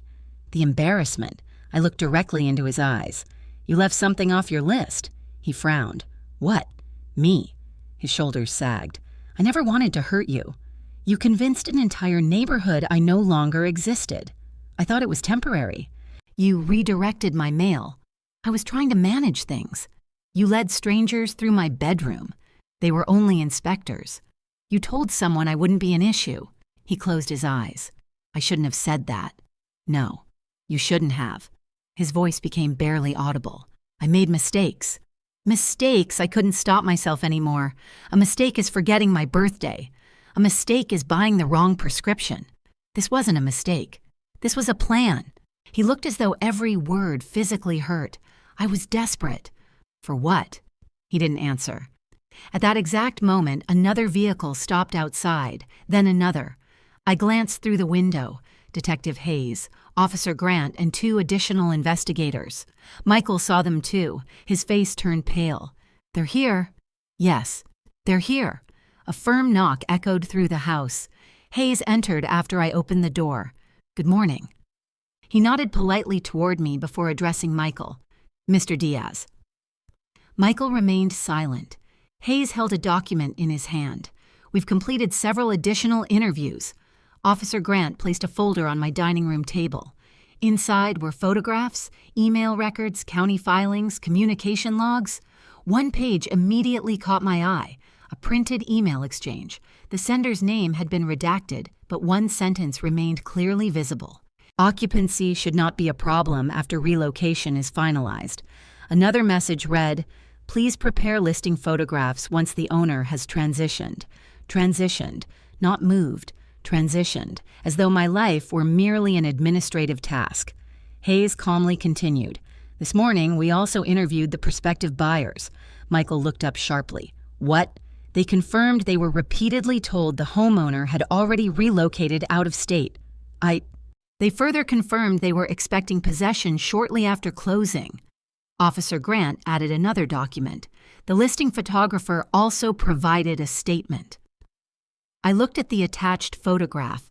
It showed my living room, my furniture, my family photographs. The picture had been taken from inside my home, without my knowledge, without my permission. When was this taken? I whispered. 3 weeks ago. 3 weeks. I had been volunteering at church while strangers photographed the inside of my home. Hayes turned toward Michael. Would you like to explain how a photographer gained access? Michael said nothing. The silence itself became an answer. Officer Grant quietly spoke again. We've also confirmed that the retirement community brochure package was mailed to you. She looked at Michael. Not requested by Mrs. Diaz. I slowly sat down. Every new document revealed another step, another preparation, another deception. Michael remained standing. His eyes never left the floor. Finally, Hayes folded his notebook. Mr. Diaz. Michael looked up. We're not placing you under arrest today. His shoulders relaxed slightly. But the detective's voice remained calm. You are now the subject of a formal financial exploitation and attempted property fraud investigation. Silence filled the room. Hayes continued. From this point forward, you are instructed not to contact any title company, brokerage, contractor, inspector, or prospective buyer regarding Mrs. Diaz's property," Officer Grant added, "and you are not to request her signature on any additional documents." Michael nodded slowly. He looked completely defeated. As the investigators prepared to leave, Hayes paused beside me. Quietly, so only I could hear, he said, "You protected your home." I looked around the room Carlos and I had filled with decades of memories. For the first time since this nightmare had begun, I believed those memories might actually remain where they belonged. But as I watched my son standing alone in the middle of my living room, broken by the weight of his own choices, I realized something else. Saving my house had been the easy part. The harder battle would be surviving the truth about the man I had spent 42 years loving without question. After Detective Hayes and Officer Grant left, the house became impossibly quiet. The silence felt different from the lonely evenings after Carlos died. Back then, silence had carried grief. Now it carried truth. Michael remained standing in the middle of my living room, staring at the family photographs on the mantel. His shoulders, once so straight and confident, seemed to collapse beneath a weight he could no longer pretend wasn't there. For the first time in weeks, he wasn't trying to convince me of anything. He simply looked tired, older, almost like the frightened little boy who used to hide behind Carlos whenever he broke something in the house. I wanted to remember that boy. Instead, I saw the man who had spent months quietly dismantling my life. Neither of us spoke. Finally, he pulled out one of the dining room chairs and sat down without asking, "Can I tell you everything?" I didn't answer immediately. Part of me wanted to send him away. Another part had waited weeks for exactly those words. "You can tell me the truth." He nodded slowly. "No more lies." "No more lies," he repeated. He rubbed both hands over his face before taking a long breath. "It started almost 2 years ago." I folded my arms but remained silent. "I made a terrible investment." "What kind?" "A commercial property." I frowned. I thought business was going well. It was. For years. He stared at the hardwood floor. Then interest rates changed. The building stayed empty. I kept borrowing money, believing the next sale would fix everything. "Did Rachel know?" He shook his head. "No." "Why not?" "I was ashamed." His voice cracked. "I'd spent my whole career telling clients I could solve their problems. I couldn't admit I couldn't solve my own." I listened without interrupting. "I refinanced, then refinanced again. I borrowed against commissions that hadn't even been earned yet. Credit cards, private loans, everything." "How much?" He hesitated. "I owe just over $900,000. I closed my eyes. $900,000. The number barely felt real. "You hid that from everyone." "Yes, even Rachel. Especially Rachel." I looked toward the wedding photograph hanging above the fireplace. Rachel smiling at him with complete trust. She hadn't known she was living beside a mountain of debt. What happened next? He swallowed. People started calling. Banks, investors, attorneys. They all wanted money I didn't have. And then they started talking about lawsuits. His breathing grew heavier. I thought I'd lose everything. "So you decided to take my house." "I didn't think of it that way." "How did you think of it?" "I thought—" He stopped. "I thought I could sell it, pay the debts, then buy you something smaller." I stared at him in disbelief. "You made that decision for me." "I was going to tell you." "When?" "After everything was arranged." The word struck harder than anything else he had admitted. After everything was arranged. Not before, not while I still had a choice. After. "You weren't planning to ask." "I was afraid you'd say no." "I would have." "I know." "So instead—" My voice remained surprisingly calm. "You erased me." Tears finally filled his eyes. "I never wanted to erase you. You told an entire neighborhood I had moved. I panicked. You blocked my friends. I thought fewer questions would make everything easier. You redirected my mail. So you wouldn't worry." I almost laughed. Worry, I leaned forward. I spent 36 years teaching children the difference between right and wrong. You didn't protect me from worry. You stole my right to make decisions about my own life. He couldn't look at me anymore. I know. No, you know now. You didn't know then. He nodded weakly. You're right. I looked toward the hallway where Carlos used to stand every morning with a cup of coffee before work. I wondered what he would have said if he had been alive. Probably very little. Carlos believed actions revealed character far more clearly than speeches, and Michael's actions had already spoken. A soft knock interrupted the silence. Rachel stood at the front door. Her eyes were swollen from crying. I saw the investigators leaving. Neither of us answered. She slowly stepped inside. Michael. He still didn't look up. I know. No. She held up a thick envelope. I've been going through your office. My heartbeat quickened. What is that? She emptied the contents onto the dining room table. Loan statements, past due notices, collection letters, legal warnings. The stack looked several inches thick. I found all of these hidden behind old client files. Michael closed his eyes. Rachel's voice trembled. How long? He whispered. Almost 2 years. She shook her head in disbelief. You told me business was better than ever. I thought I could fix it. You let me believe we were planning vacations. You let me remodel the kitchen. You watched me spend money we didn't have. I was trying. No. She cut him off. You were lying. She wasn't shouting.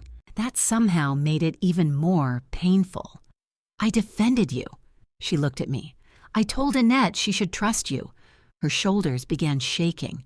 I made her think she was overreacting. I walked around the table and gently placed my hand on hers. This isn't your fault.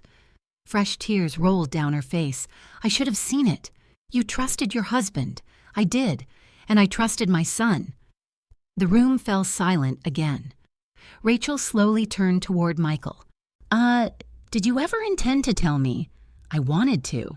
When the debts were gone. She gave a sad, disbelieving smile. So never. He had no answer. Rachel removed her wedding ring, very carefully, very deliberately. She placed it on the dining room table between us. I'm going to stay with my sister. Michael finally looked up. Rachel. I can't stay in a house built on lies. She wiped away another tear. When you're finally ready to tell the truth. Not just to us, but to yourself, then maybe we'll talk. Without another word, she walked toward the front door. Just before leaving, she turned back to me. I'm so sorry, Annette. I hugged her tightly. Neither of us spoke. There were no words capable of repairing what had been broken. After she left, Michael buried his face in his hands. I lost everything. I looked at him quietly. No. You lost it one decision at a time. He nodded slowly. I know. I kept telling myself I'd fix it before anyone got hurt. But every lie required another lie. And every lie pushed me farther away from the person I used to be. Those words, more than anything else he had said, sounded honest. For the first time since this nightmare began, I believed he finally understood the damage he had caused. Not just the legal damage, not just the financial damage, the human damage. I looked at the family photographs again. Carlos, a young Michael, birthday parties, Christmas mornings, school graduations, 42 years of memories. Not one of them could explain the stranger sitting across from me. Finally, I spoke the one sentence that had lived inside my heart since this began. You know what hurts the most. He slowly lifted his head. It's not that you wanted my house. He frowned. It's that you convinced the world I'd already left. Before you ever gave me the chance to say goodbye. His tears came without restraint. Mine did too, because in that moment I wasn't mourning a house. I was mourning the son I thought I had raised, and I finally understood that some betrayals don't begin when someone steals your property. They begin the moment someone decides your voice no longer matters. The weeks that followed felt strangely peaceful, not because the pain had disappeared, because the pretending had finally ended. For months, every conversation had carried hidden meanings. Every smile had concealed another secret. and every knock at my door had made me wonder what would be taken from me next. Now, for the first time in a long while, I woke each morning knowing exactly where I stood. The truth had cost me dearly, but uncertainty had cost even more. 3 days after Rachel moved in with her sister, Detective Hayes called. "We've completed most of the document review." I sat down at the kitchen table where this nightmare had begun months earlier, and several signatures were determined to be unauthorized. I closed my eyes. I thought so. We also confirmed that no legal transfer of ownership ever occurred. My house is still mine, completely. Relief washed over me. Not because I had doubted Hayes, because hearing those words out loud finally allowed me to breathe again. "There will still be legal proceedings," he continued, "but your ownership is not in question." After hanging up, I walked slowly through every room in the house. The living room, the dining room, Carlos's workshop, our bedroom. For weeks I had looked at these rooms with fear. Now I saw them the way I always had. Home. Not an asset, not square footage, not market value. Home. That afternoon, Linda came over carrying a small apple pie. The official celebration. She smiled as she placed it on my kitchen counter. "We're celebrating. We're celebrating that you still own your house." I laughed for the first time in what felt like forever. I suppose that's worth celebrating. It certainly is. We poured coffee and sat on the back patio beneath the old maple tree Carlos had planted decades earlier. Neither of us rushed to fill the silence. Good friends never need to. Finally, Linda spoke. "You know what impressed me most?" "What?" "You never let anger make your decisions." "I wanted to." "I know. But you waited." I looked toward the garden. "If I'd confronted Michael too early, he would have destroyed evidence." "Exactly." I nodded slowly. "I hated pretending. It saved your home." A week later, Pastor David called. "I have a question." "I'm listening." "The church would like to do something. For me. For the neighborhood." I frowned. "What do you mean?" "We think everyone deserves the truth." The following Sunday after the morning service, Pastor David invited anyone who wished to stay for coffee and conversation. Nearly the entire congregation remained. Some had believed Michael's story. Some had quietly questioned it. Others simply wanted to understand what had happened. Pastor David stood beside me. "I'm not asking Annette to relive painful memories." He looked around the room. "I'm asking our community to remember something important." He paused. "We must never assume someone's voice has disappeared simply because another person speaks for them." The room remained completely silent. Then he stepped aside. "Only if I wished." I hadn't planned to speak. Yet somehow I found myself walking to the front of the fellowship hall. "I don't have a speech." Several people smiled gently. "I only have a request." I looked around the room at faces I had known for years. If an older neighbor suddenly disappears, "Oh, please don't accept someone else's explanation without checking." Several heads nodded. "It only takes one phone call, one knock, one visit. You might save someone from becoming invisible." When I finished, no one applauded immediately. Instead, people simply stood. Then one by one, they came forward. Walter Green hugged me first. "I should have checked." "You trusted my son." "I still should have checked," Nancy Cooper cried openly. "I've replayed that coffee gathering in my head 100 times. You couldn't have known. I should have listened to my instincts." "You have them for a reason." Carol squeezed both my hands. "I'm never letting anyone tell me you've moved again." That made both of us laugh. Outside the church, Ethan waited beside his bicycle. He looked nervous. "Mrs. Diaz," I smiled. "You don't have to call me Mrs. Diaz anymore," he grinned. "Okay." "Annette." "That's better." He shuffled awkwardly. "My parents wanted me to give you something." He handed me a small envelope. Inside was a handwritten note. "Dear Annette, we are proud of Ethan for doing what was right even when it was difficult. We are also sorry we didn't notice sooner what was happening around us. If you ever need help with your yard repairs, groceries, or simply someone to share dinner with, our family is only one backyard away. With respect, the Brooks family." My eyes filled with tears before I finished reading. "Thank you." Ethan shrugged shyly. "My mom made lasagna. She worries you aren't eating enough." I laughed. "Your mother sounds wise." "She is." From that day forward, a quiet routine developed. Every Wednesday, Ethan stopped by after school, sometimes to mow the lawn, sometimes to carry groceries, sometimes for no reason at all except to ask how I was doing. He never treated me like someone fragile. He treated me like a neighbor. There was a difference. Meanwhile, Michael's legal situation continued moving forward. He cooperated with investigators, returned every document they requested, accepted responsibility without attempting to blame anyone else. Detective Hayes later told me that honesty had significantly influenced how the case proceeded. "He stopped fighting," Hayes explained. "He finally started cooperating. I hope that means something." "It does." One afternoon, Rachel asked if she could visit. She looked healthier than she had weeks earlier, still sad, but stronger. I filed for legal separation. She sat quietly across from me. "I never imagined my marriage ending like this. I'm sorry. I keep asking myself whether I missed signs. You loved your husband." I did. And love often assumes honesty. She smiled sadly. "I suppose it does." Before leaving, she hugged me. "I hope someday Michael becomes the man I believed I married." So do I. Autumn slowly arrived. The maple leaves outside turned brilliant shades of red and gold. One crisp afternoon, I stood on my front porch watching neighbors rake leaves. Walter waved. Nancy brought over pumpkin muffins.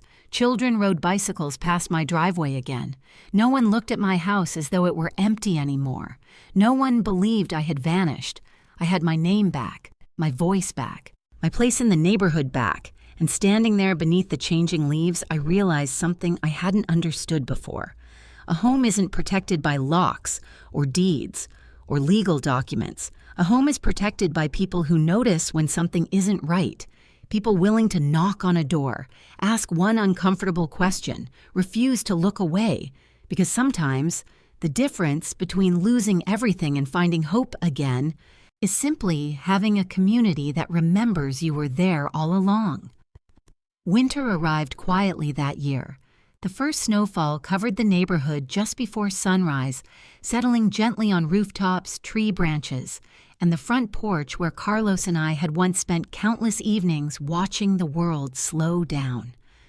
I stood at the living room window with a cup of coffee warming my hands. For the first time in months, I wasn't waiting for bad news. There were no mysterious phone calls, no missing mail, no strangers measuring my yard, only snow, only peace. Healing, I discovered, doesn't happen all at once. It comes in ordinary moments. The first morning you wake up without checking every window. The first trip to the mailbox without wondering what has disappeared. The first laugh that doesn't immediately dissolve into tears. Life slowly became recognizable again. Linda and I resumed our Thursday lunches. Pastor David asked me to help organize the church's annual winter food drive. Nancy insisted I stop by the cafe every Saturday morning where my coffee somehow always appeared before I even sat down. "I know your order," she would say with a smile. Walter still waved every morning while walking his golden retriever. Small routines, simple kindnesses, the kind that quietly stitch a broken heart back together. The legal process moved more slowly than television dramas would have people believe. Months passed before everything was formally resolved. Detective Hayes kept me informed and whenever there was meaningful progress. One afternoon, he visited my home with Officer Melissa Grant. "We wanted to tell you in person," Hayes said. I invited them into the kitchen. "The investigation has officially concluded." I nodded quietly. "And your property remains entirely yours." He smiled. "There were no valid documents transferring ownership."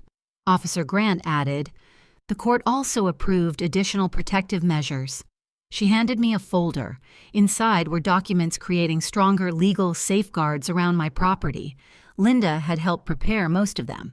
From that day forward, no one could represent me access my property records or initiate transactions without multiple independent verifications.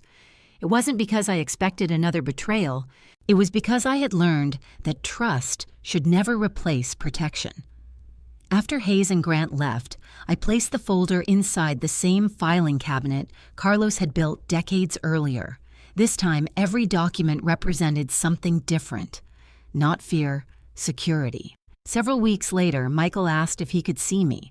I thought about refusing. Instead, I invited him over on a Sunday afternoon. He arrived alone. He looked thinner, older, not because of age, because of consequences. He stood awkwardly in my living room, unsure whether he should sit. "You can." He nodded and lowered himself onto the sofa. For a while, neither of us spoke. Finally, he looked at me. "I've started financial counseling." I listened. "I'm working with a debt repayment program." He paused. "I sold my investment properties." "I know. I took responsibility for everything." "I know." His eyes filled with tears. "I don't expect forgiveness. I don't think I deserve it." I looked at the man sitting across from me. He was no longer the confident real estate agent whose face appeared on billboards. He was simply my son, broken, ashamed, trying perhaps for the first time in many years to tell the truth before it became unavoidable. "I need you to understand something," I said softly. He nodded. "I can forgive you."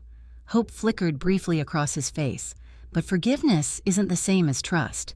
His shoulders slowly lowered. "I know. You may earn trust again someday. But that won't happen because you ask for it. It will happen because your actions deserve it." He wiped away a tear. "I'll spend the rest of my life trying. I hope you do." Before leaving, he walked toward the front door, then stopped. "I'm sorry I made you feel invisible." Those words lingered in the air long after he drove away. Invisible. That had been the deepest wound. Not the paperwork, not the lies, not even the house. It was the feeling that my existence had become inconvenient to someone I loved. Spring returned several months later. The maple tree Carlos planted began growing new leaves. Flowers bloomed along the front walkway. The neighborhood looked alive again. One Saturday afternoon, I decided to bake chocolate chip cookies. Not because of any special occasion, simply because the house smelled happier when cookies were in the oven. As I removed the tray, I heard it. Tap, tap, tap. 3 gentle knocks. I froze for exactly 1 second. The same rhythm, the same window, the same sound that had once filled me with fear. Then I smiled. I already knew who it was. I walked to the kitchen window overlooking the side yard. Standing outside was Ethan Brooks. He was taller than when all this had begun. His backpack hung over one shoulder, and he held a small tin wrapped with a blue ribbon. When I opened the back door, he grinned. "My mom made cinnamon cookies. I told her yours are better." "So she sent these over to prove me wrong." I laughed. "Your mother is very competitive." "A little." He looked around. "Everything okay?" I glanced across my yard, the same yard strangers had once measured while planning my future without me. Now children rode bicycles past the sidewalk. Walter waved from across the street. Nancy was watering flowers outside the cafe down the block. Nothing about the neighborhood felt empty anymore. "Ah, everything's okay," I answered. "I've never seen you smile this much. I've had good teachers." He frowned playfully. "Who? You." His eyes widened. "Me. You reminded me that courage doesn't always come from the people we expect." He smiled shyly. "I just knocked on a window." "No." I gently shook my head. "You reminded an old woman that someone still saw her." We sat on the porch eating cookies while the afternoon sun settled over the neighborhood. Neither of us spoke very much. We didn't need to. Peace rarely requires many words. As I watched Ethan ride his bicycle back home, I realized something beautiful. Months earlier, a knock on my window had made me fear someone was coming to take everything from me now. That very same sound reminded me that kindness still existed, that good people still paid attention, that community could be stronger than manipulation. I looked around the home Carlos and I had built together. The walls were the same, the furniture was the same, but I wasn't the same woman. I had learned that trusting people is a beautiful thing. Trusting without boundaries is not. I had learned that asking questions isn't disrespect. Sometimes it's wisdom. Most importantly, I had learned that no one, not even someone you love beyond words, has the right to erase your voice. Because as long as you are still here, your story deserves to be told by you. Sometimes the greatest betrayals don't begin with stolen money or forged documents. They begin the moment someone decides your voice matters less than their plans. Age should never take away your right to ask questions, make decisions, or protect what you've spent a lifetime building. Love and trust are precious gifts, but they should never require you to surrender your independence. The people who truly care about you will explain, include, and respect your choices. They won't hide information, speak for you without permission, or convince others that your opinions no longer matter.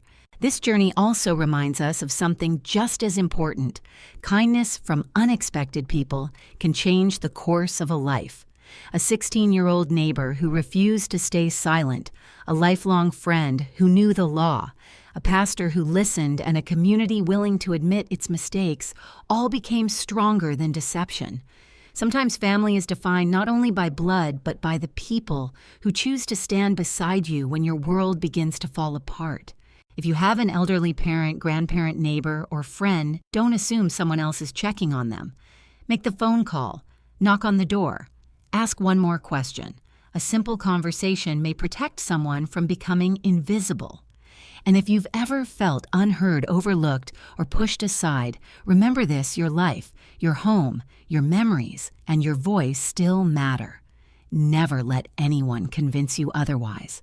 Thank you for spending this journey with me. If this story touched your heart, I'd truly love to hear your thoughts in the comments. What would you have done if you were in Annette's place? And do you believe trust can ever be fully rebuilt after a betrayal like this? If you enjoy heartfelt stories about family resilience and second chances, please like this video, subscribe to the channel, and join us for the next story.